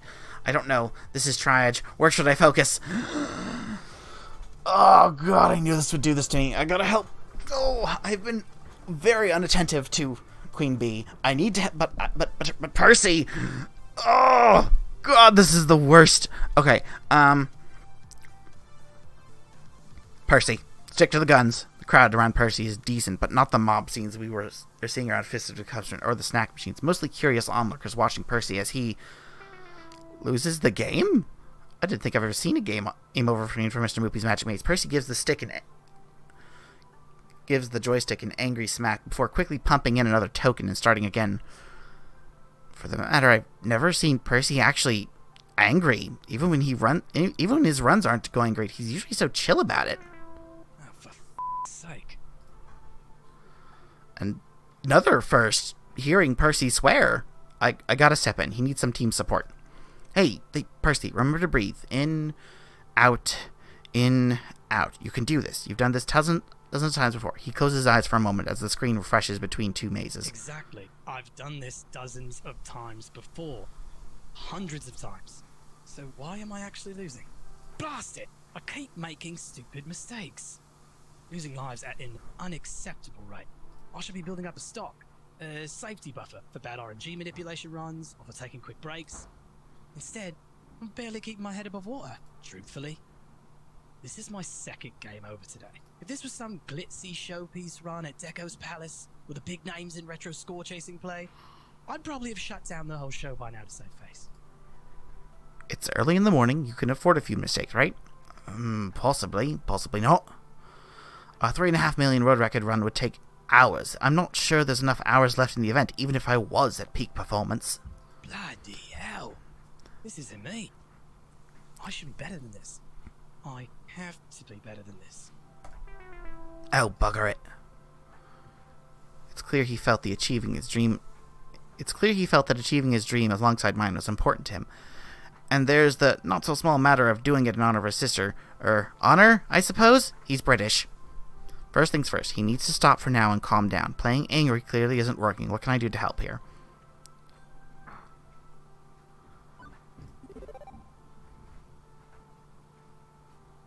Make sure he sees the gesture coming so he can wave it away if he doesn't consent, but he seems to sag a little, drooping as I give him a big side hug. I believe in you, Percy. I know you can do this. But you need to step away for a minute, get your bearings, come back and try again, okay? Okay. He steps away from the game and the crowd to take a breather. You're right, of course. You're always right. Something of a beacon for us all, you know, me included. Me especially. Right, step 2. As much as it may hurt him to admit it, he needs to accept the possibility that today just isn't the day. I've worked here long enough to know Percy's heart. He only finds peace in the game when he's at peace with himself. This pressure to succeed is too much.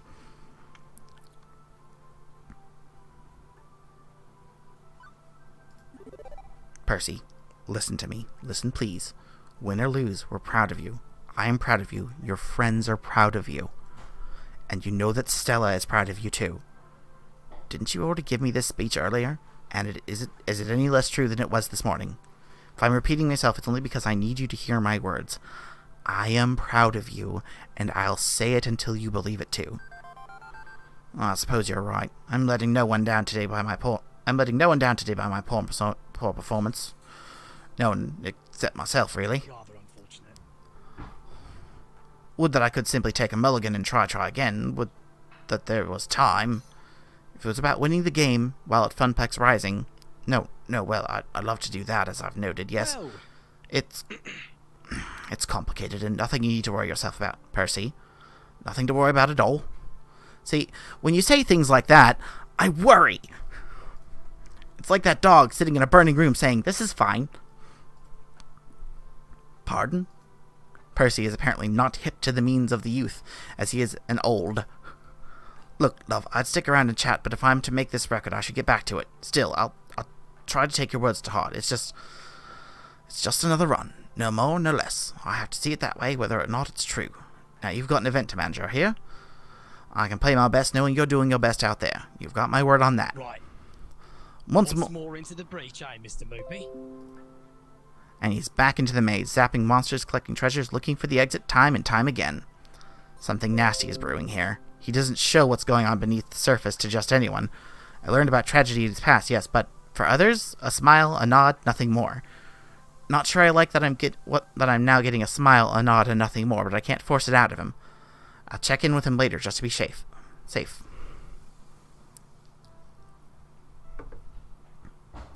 Half of Funplex Rising in the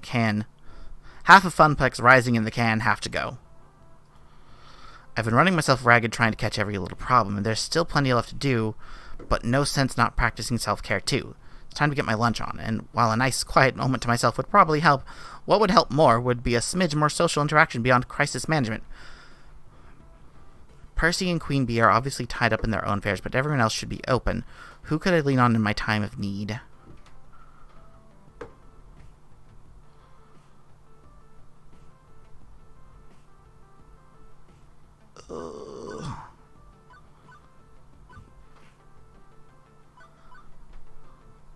I like Ashley.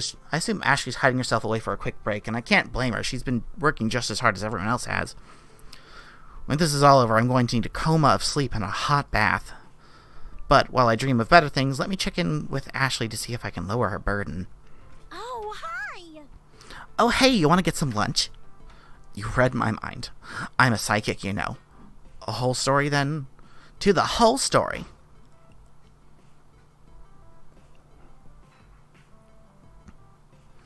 My companion fetches a table in the crowded cafe while I memorize our order and carry it forth to Jan's service counter. I make my way to the front of the line, trying to keep the lunch order neatly arranged in my brain despite all the chaos of today's event. Well, look who's here. I'm looking. It's our favorite arcade wrangler. Arcade minion? Arcade flunky? What's the right term? Event manager, actually. You know those flyers by Funplex Rising I asked you to pass out? It's my baby. Moving up in the world, I see. A proud parent of a shiny arcade baby. And yet, no invite for us to the baby shower. Why, I feel snubbed. But seriously, we couldn't be prouder of you. And to think, when you first walked in these doors, you were still trying to figure out your place in things. Ben and I know a thing or two about finding your dream and sacrificing to make it happen. Long hours, hard work. Hard hours and long work, too. Struggling to make ends meet. Having meetings to discuss how to end the struggles. Can't imagine how difficult it must have been for you to get to where you are now. Wasn't that difficult, honestly. I came up with a name, I talked it up at Max, and that's it. Oh, I'd be on the lookout for hidden costs on the back end then. Speed bumps on the road of life to catch you unawares as you're soaring down the highway of success. But if you wreck your $500,000 imported sports car of business triumph, we'll be there to drown your sorrows in coffee. Thanks, Graham. And donuts. And donuts. Don't forget the donuts, an essential component. Next order, please. Shaking my head, I wander back to our table with a lunch in tow. Still, I must look a bit nervous, a fact Ashley picks up on as I return. Hey, is everything okay? The event's going pretty well so far. Oh, she's becoming British. This happens every time I talk to Percy.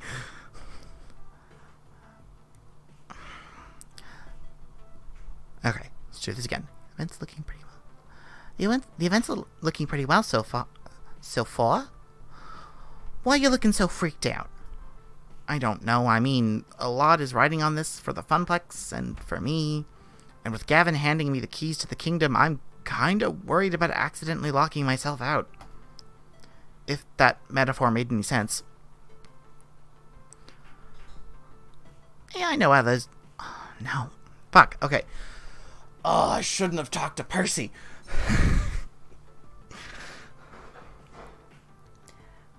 Hey, I know how those days go. Even if I feel lost and confused sometimes, there are days when it's especially rough. You? Seriously, Little Miss Sunshine? Let her keep talking.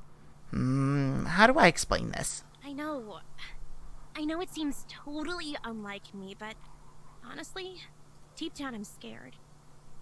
I feel like I don't really know who I am. Every time I look at myself in the mirror, I don't know who this person is who is staring back at me.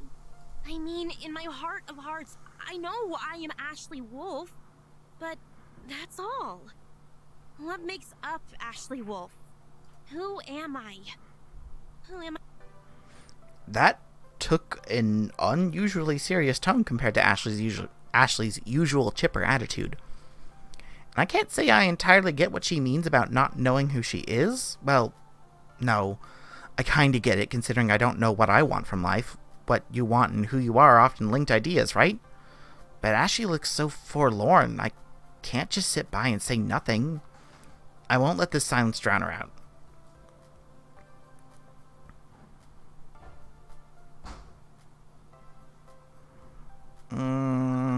I feel like this is the higher stat. I wonder if Ashley uses cosplay as a way to help explain her world, to discover things she couldn't obtain without it. Cosplay helps you find what you're looking for, right? Ashley looks shocked and slightly embarrassed. Whoa, how'd you guess? Are you psychic? You have to tell me if you're psychic. Those are the psychic rules. No, it just makes sense, I guess. We all have our masks, do we not? Yeah, we do. When I reflect on my life, when I reflect on my life,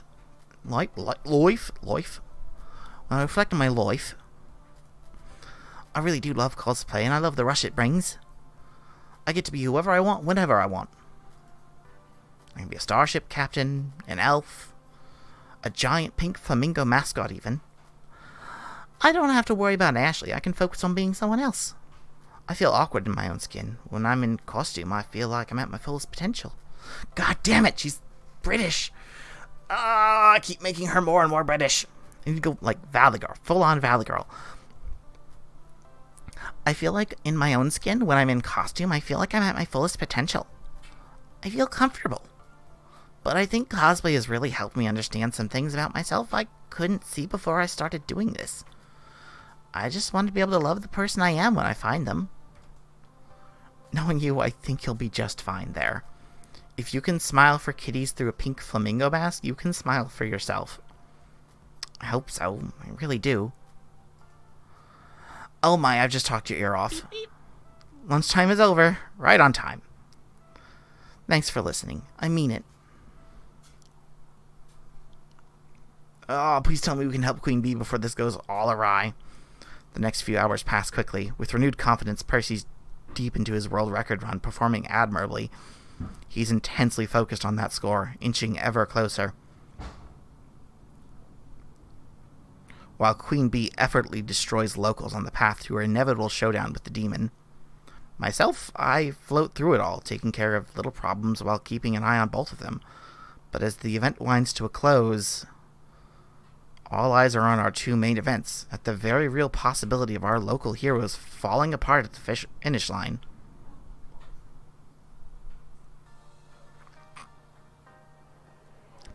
Technically, the arcade-wide score competition is still on, but the crowds are ignoring the games in favor of crowding around Fist of Comfort and Moopy.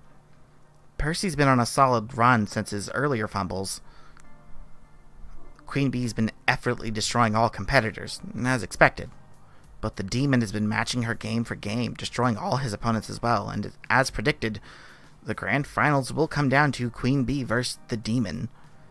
As for the magical world of Moopy, Percy's closing in on that world record with the tape rolling and ready to submit to Twin Galaxies. The pressure's on.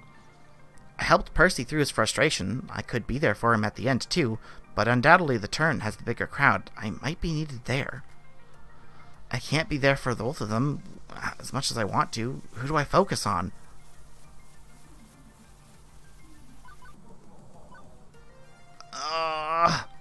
I hate leaving her to hang, but Percy... I know our main event is Fist of Discomfort, but Percy's having a difficult day, judging by how frustrated he was this morning. I want to be there for the end of his run. Good news is he's closing on the world record, approaching 3.5 million. Small crowd has gathered to watch Percy's progress, not as large as a crowd as the one around Fist of Discomfort, but Retro still has a following in 20XX, clearly. Almost there, you can do it! I gently push my way to the front of the crowd. Percy is deep in concentration as I see a bead of sweat slide down his brow. As much as I don't want to take his focus off Moopy, Percy could use a little check-in. Almost there? Almost. Mr. Moopy glides through maze after maze, point pressing by sticking around just long enough to grab all the dots, zap all the monsters before exiting stage left. His expression is dead serious, absolute focus, in the zone, but I know once he achieves this dream he's been reaching for, we'll get our happy Percy back from the zone. He's playing well, much better than this morning. Good to see. Any minute now, just a matter of minutes before the world record is his at long last. Percy? Almost. Something's wrong. Something is very wrong. That's not the look of someone in the zone, that's the look of someone in actual physical pain. Percy's face becomes a sharp grimace as his hand clutches around the joystick, hard enough to send Mr. Moopy down a dead end. Sweat forming his mouth. I didn't know any better, I think. Oh no. Percy, your heart! Quickly he grabs my jacket, the same Frosty who's grabbing my shirt. Please, just...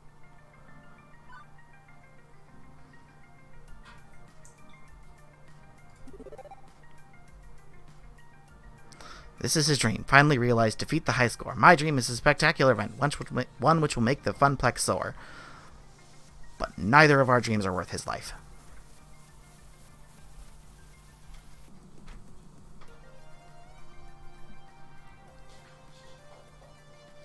Deaths.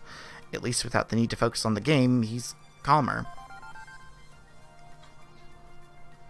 Shh, ambulance will be here soon. You'll be fine. I promise. Please. Gavin, can you help me? Nodding quickly, Gavin moves to Percy's side, assisting me in getting him off the stool and lying down on the ground. Gavin takes a moment to direct to the ever-growing crowd. Funny how emergencies always draw way more attention than the event itself. I need everyone to back away and give Percy some space. An ambulance will be arriving soon and I need a clear path. The crowd murmurs, some of them feeling uncomfortable, wandering off to the Fist of Discomfort finals, which are clearly wrapping up from the sound of it. Others make a path, but stand around watching and waiting. This isn't how I wanted it to end. It's not over. It's just over for now, okay? I'm with you. I'm here with you. Focus on me. We'll get through this. I suppose. Thank you. I'm sorry to burden you with this. A few minutes later, the ambulance approaches and 2 EMTs rush into the arcade, rolling along a stretcher. I go with him, of course, because this is my fault. I'm the one who organized the event. I'm the one who pushed everybody past their limits, all in the name of making my dream a reality. I've been working hard to make what would have been a temporary job into a long string of temporary jobs into something more.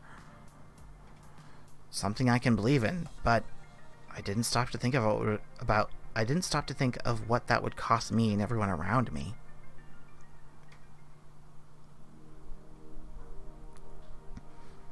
I wasn't a blood relative, but Percy insisted I stay with him the whole way through the admission process. I was there when the doctor explained that the tremor had passed and the emergency medication, and with emergency medication and an overnight observation period, he'd likely be released the next day. And even as visiting hours dwindled away, I stayed at his bedside. On the plus side, I'll be swimming in little pudding cups tonight, I suppose. Might be a hard sleep, what with all the free sugar. Truth be told, he's in better spirits than I am. I suppose you've sussed it out by all this point, haven't you? About your condition, it's the same one that took your sister, isn't it? Indeed. I'm a bit of a late bloomer compared to her, but it seems that this rare heart disease runs in my family. She had it, I've got it. What about the treatments, the ones you came to America to get for her? Tried the medication, but I'm just as unresponsive to it as she was. I suppose that's just how it is, love. So, how long do you live? Last check, 2 years. I think you see now I am rather eager to topple that high score sooner than later, as there may not be a later, see? Now, none of that. I made peace with this ages ago. Life is, unfortunately, a fatal illness. Everybody passes in time. Mine may be sooner than others, sooner than yours, but that's just how it's going to be. The important thing is not the quantity, but the quality of that life. I'm aiming to make the most of my remaining days. But I adore Percy. I don't want Percy to die. No! This isn't what I wanted. Raising money for charities, working on my movie ambition, enjoying time with friends, things like that. And trying to nail the Moopy score in honor of your sister. Indeed. Truthfully, I'm lucky today wasn't the end. I'll have another chance. Oh, you to thank for that. Bullshit! Pardon?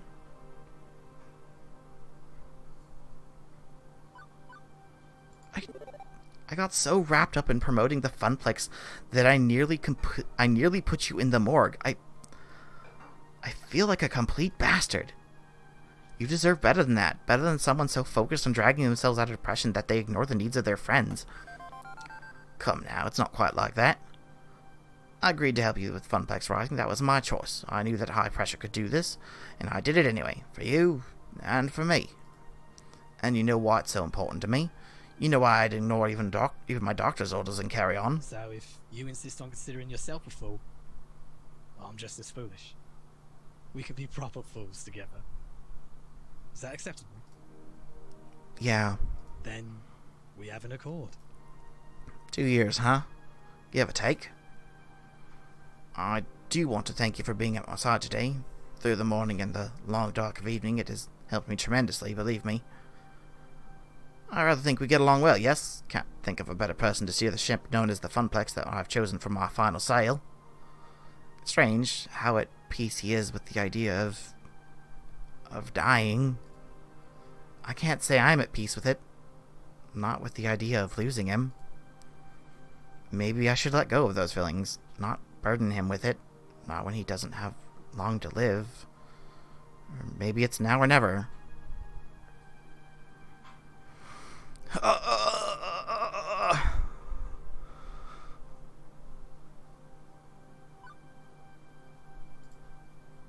I wish I... Damn it.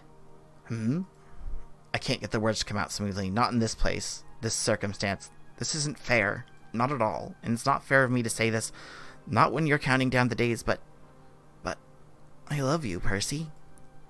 I know the timing sucks. I know I'm springing this on you all of a sudden, but I can't help it.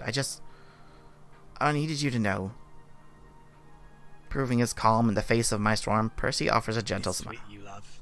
And I'll admit to a fondness myself.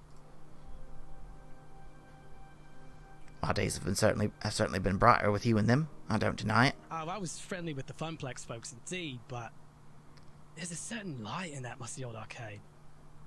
Now that you're here, with me. Still, in the end, he shakes his head lightly. I appreciate it, but I suspect you'd be better off with someone who can be around in your twilight years. Oh! The heart wants what the heart wants. I understand that.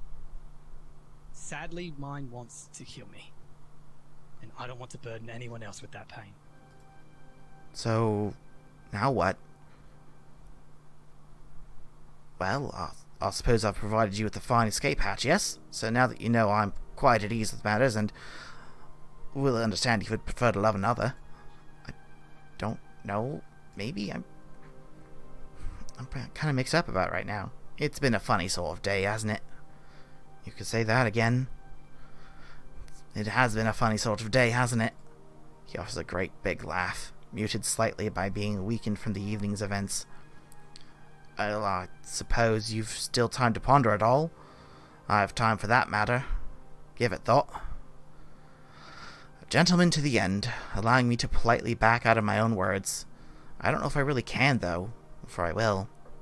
Before I can say another word, there's a sharp knock at the door, which then immediately opens. What the fuck? Pear, what the fuck happened? They told me your heart exploded or something. Also, hi, kid. Hi? Queen Bee, how'd the tournament go? Afraid I was a bit occupied at the moment. Couldn't watch the finals. Who fucking cares? I do. I just said so, yes? Sorry. Right, I'll keep it short. I lost. Got completely and utterly owned, too. Jeez. Surprising enough, it's not as bad as I feared. I think the demon actually came all this way to kick my ass, but to scout me. He's forming a team and wants me to join. Wait. The demon is hiring you? No more L7? Victory. No more L7. Way to twist the defeat into the victory, eh?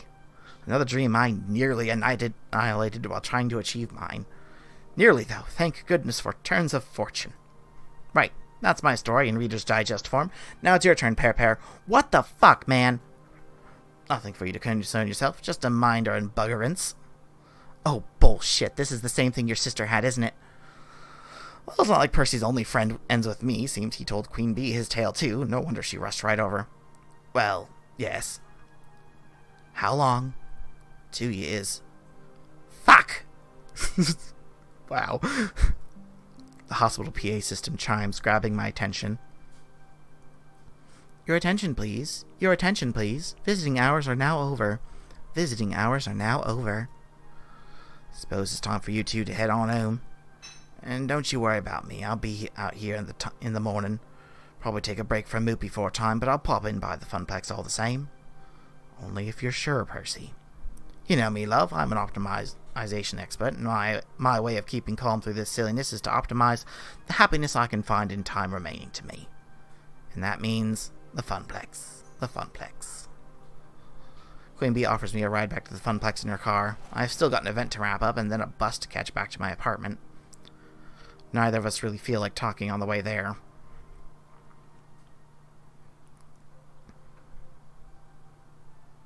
I'm back. Not that there's much to come back to. All the plastic trophies I picked out for the high score contests are gone, along with their winners. Looks like everybody's closing up shop, Ashley tidying up a bit, Naomi literally having fallen asleep at the prize desk. And Francine, up way past her bedtime, squinting at a computer printout. Hello, dearie? Ah, there you are, Edgy. Gavin ran the numbers while you were out. Despite the discount on tokens, we made a tidy profit today, far above and beyond what the Funplex normally draws. From what Ashley tells me, the mood was quite jovial near the end, with many nice folks saying they plan to return. And even if the local champ didn't win at Fist of Discomfort, they got to see the demon in action, and that's a feather in our cap. I'd hope you'd be pleased with the news. This is what you wanted, yes? To put the Funplex on the map? Perhaps business is going to be just peachy now, especially with more lovely parties like this one. Sorry, I'm happy about it, just exhausted. Emotionally, mentally, and physically. Well, for what it's worth, we're all rather exhausted, dearie. But we've got no regrets. I'd like to think I know a thing or two about dreams. Dreams and how difficult they can be to make a reality. Your dream of a thriving Funplex is going to take hard work from each and every one of us. But we're ready, willing, and able. Well, true, Queen Bee didn't win, and true, Percy was hospitalized, but poor dear. But we did it. Your friends saw it through, and they do it all over again. I nod, a bit numb to it all. I'm sure I'll feel like $1 million tomorrow when Percy strolls back in and smiles, and Queen Bee sporting her fancy new team jacket. When the daytime crowds are thick with newcomers happy to be playing the games they love, when I really get to see the effects of what we accomplished.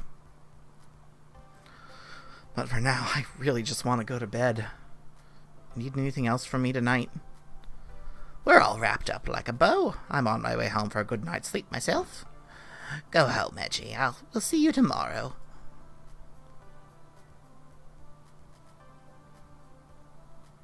I turned the keys in the lock, slumping into the apartment. Hi! So, how'd it go? Was Funplex Rising every bit as awesome as the awesome poster I designed for it? The players went on happy and business is booming. Hooray! Why don't you look happy? It's been a long day. Well, okay. Honestly, Edgy, you're an inspiration to me. You had the guts to chase your dreams. It's tough work, but I knew that Iris could find you something you'd love. And I'd be wondering if I should follow in your footsteps. You want to become an arcade? You want to become an arcade czar?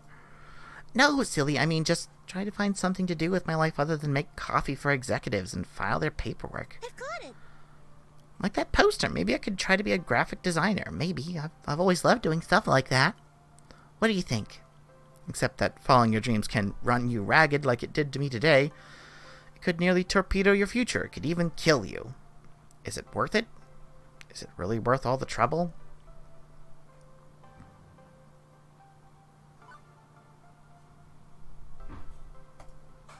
Francine's right.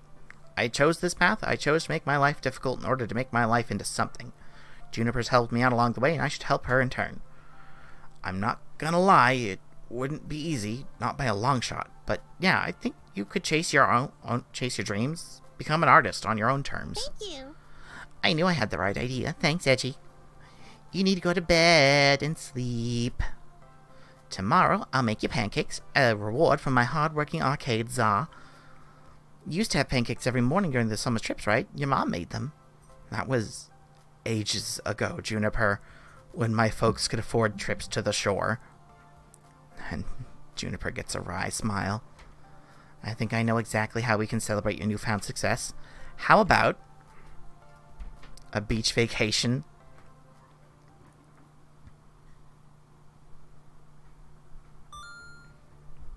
You've cleared level 4 of Arcade Spirits. A winner is you. Now let's see your score.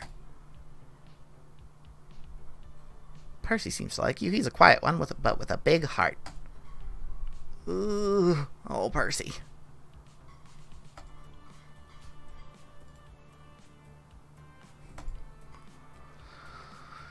Oh, I think we're going to save the game, and that's probably going to be enough for today.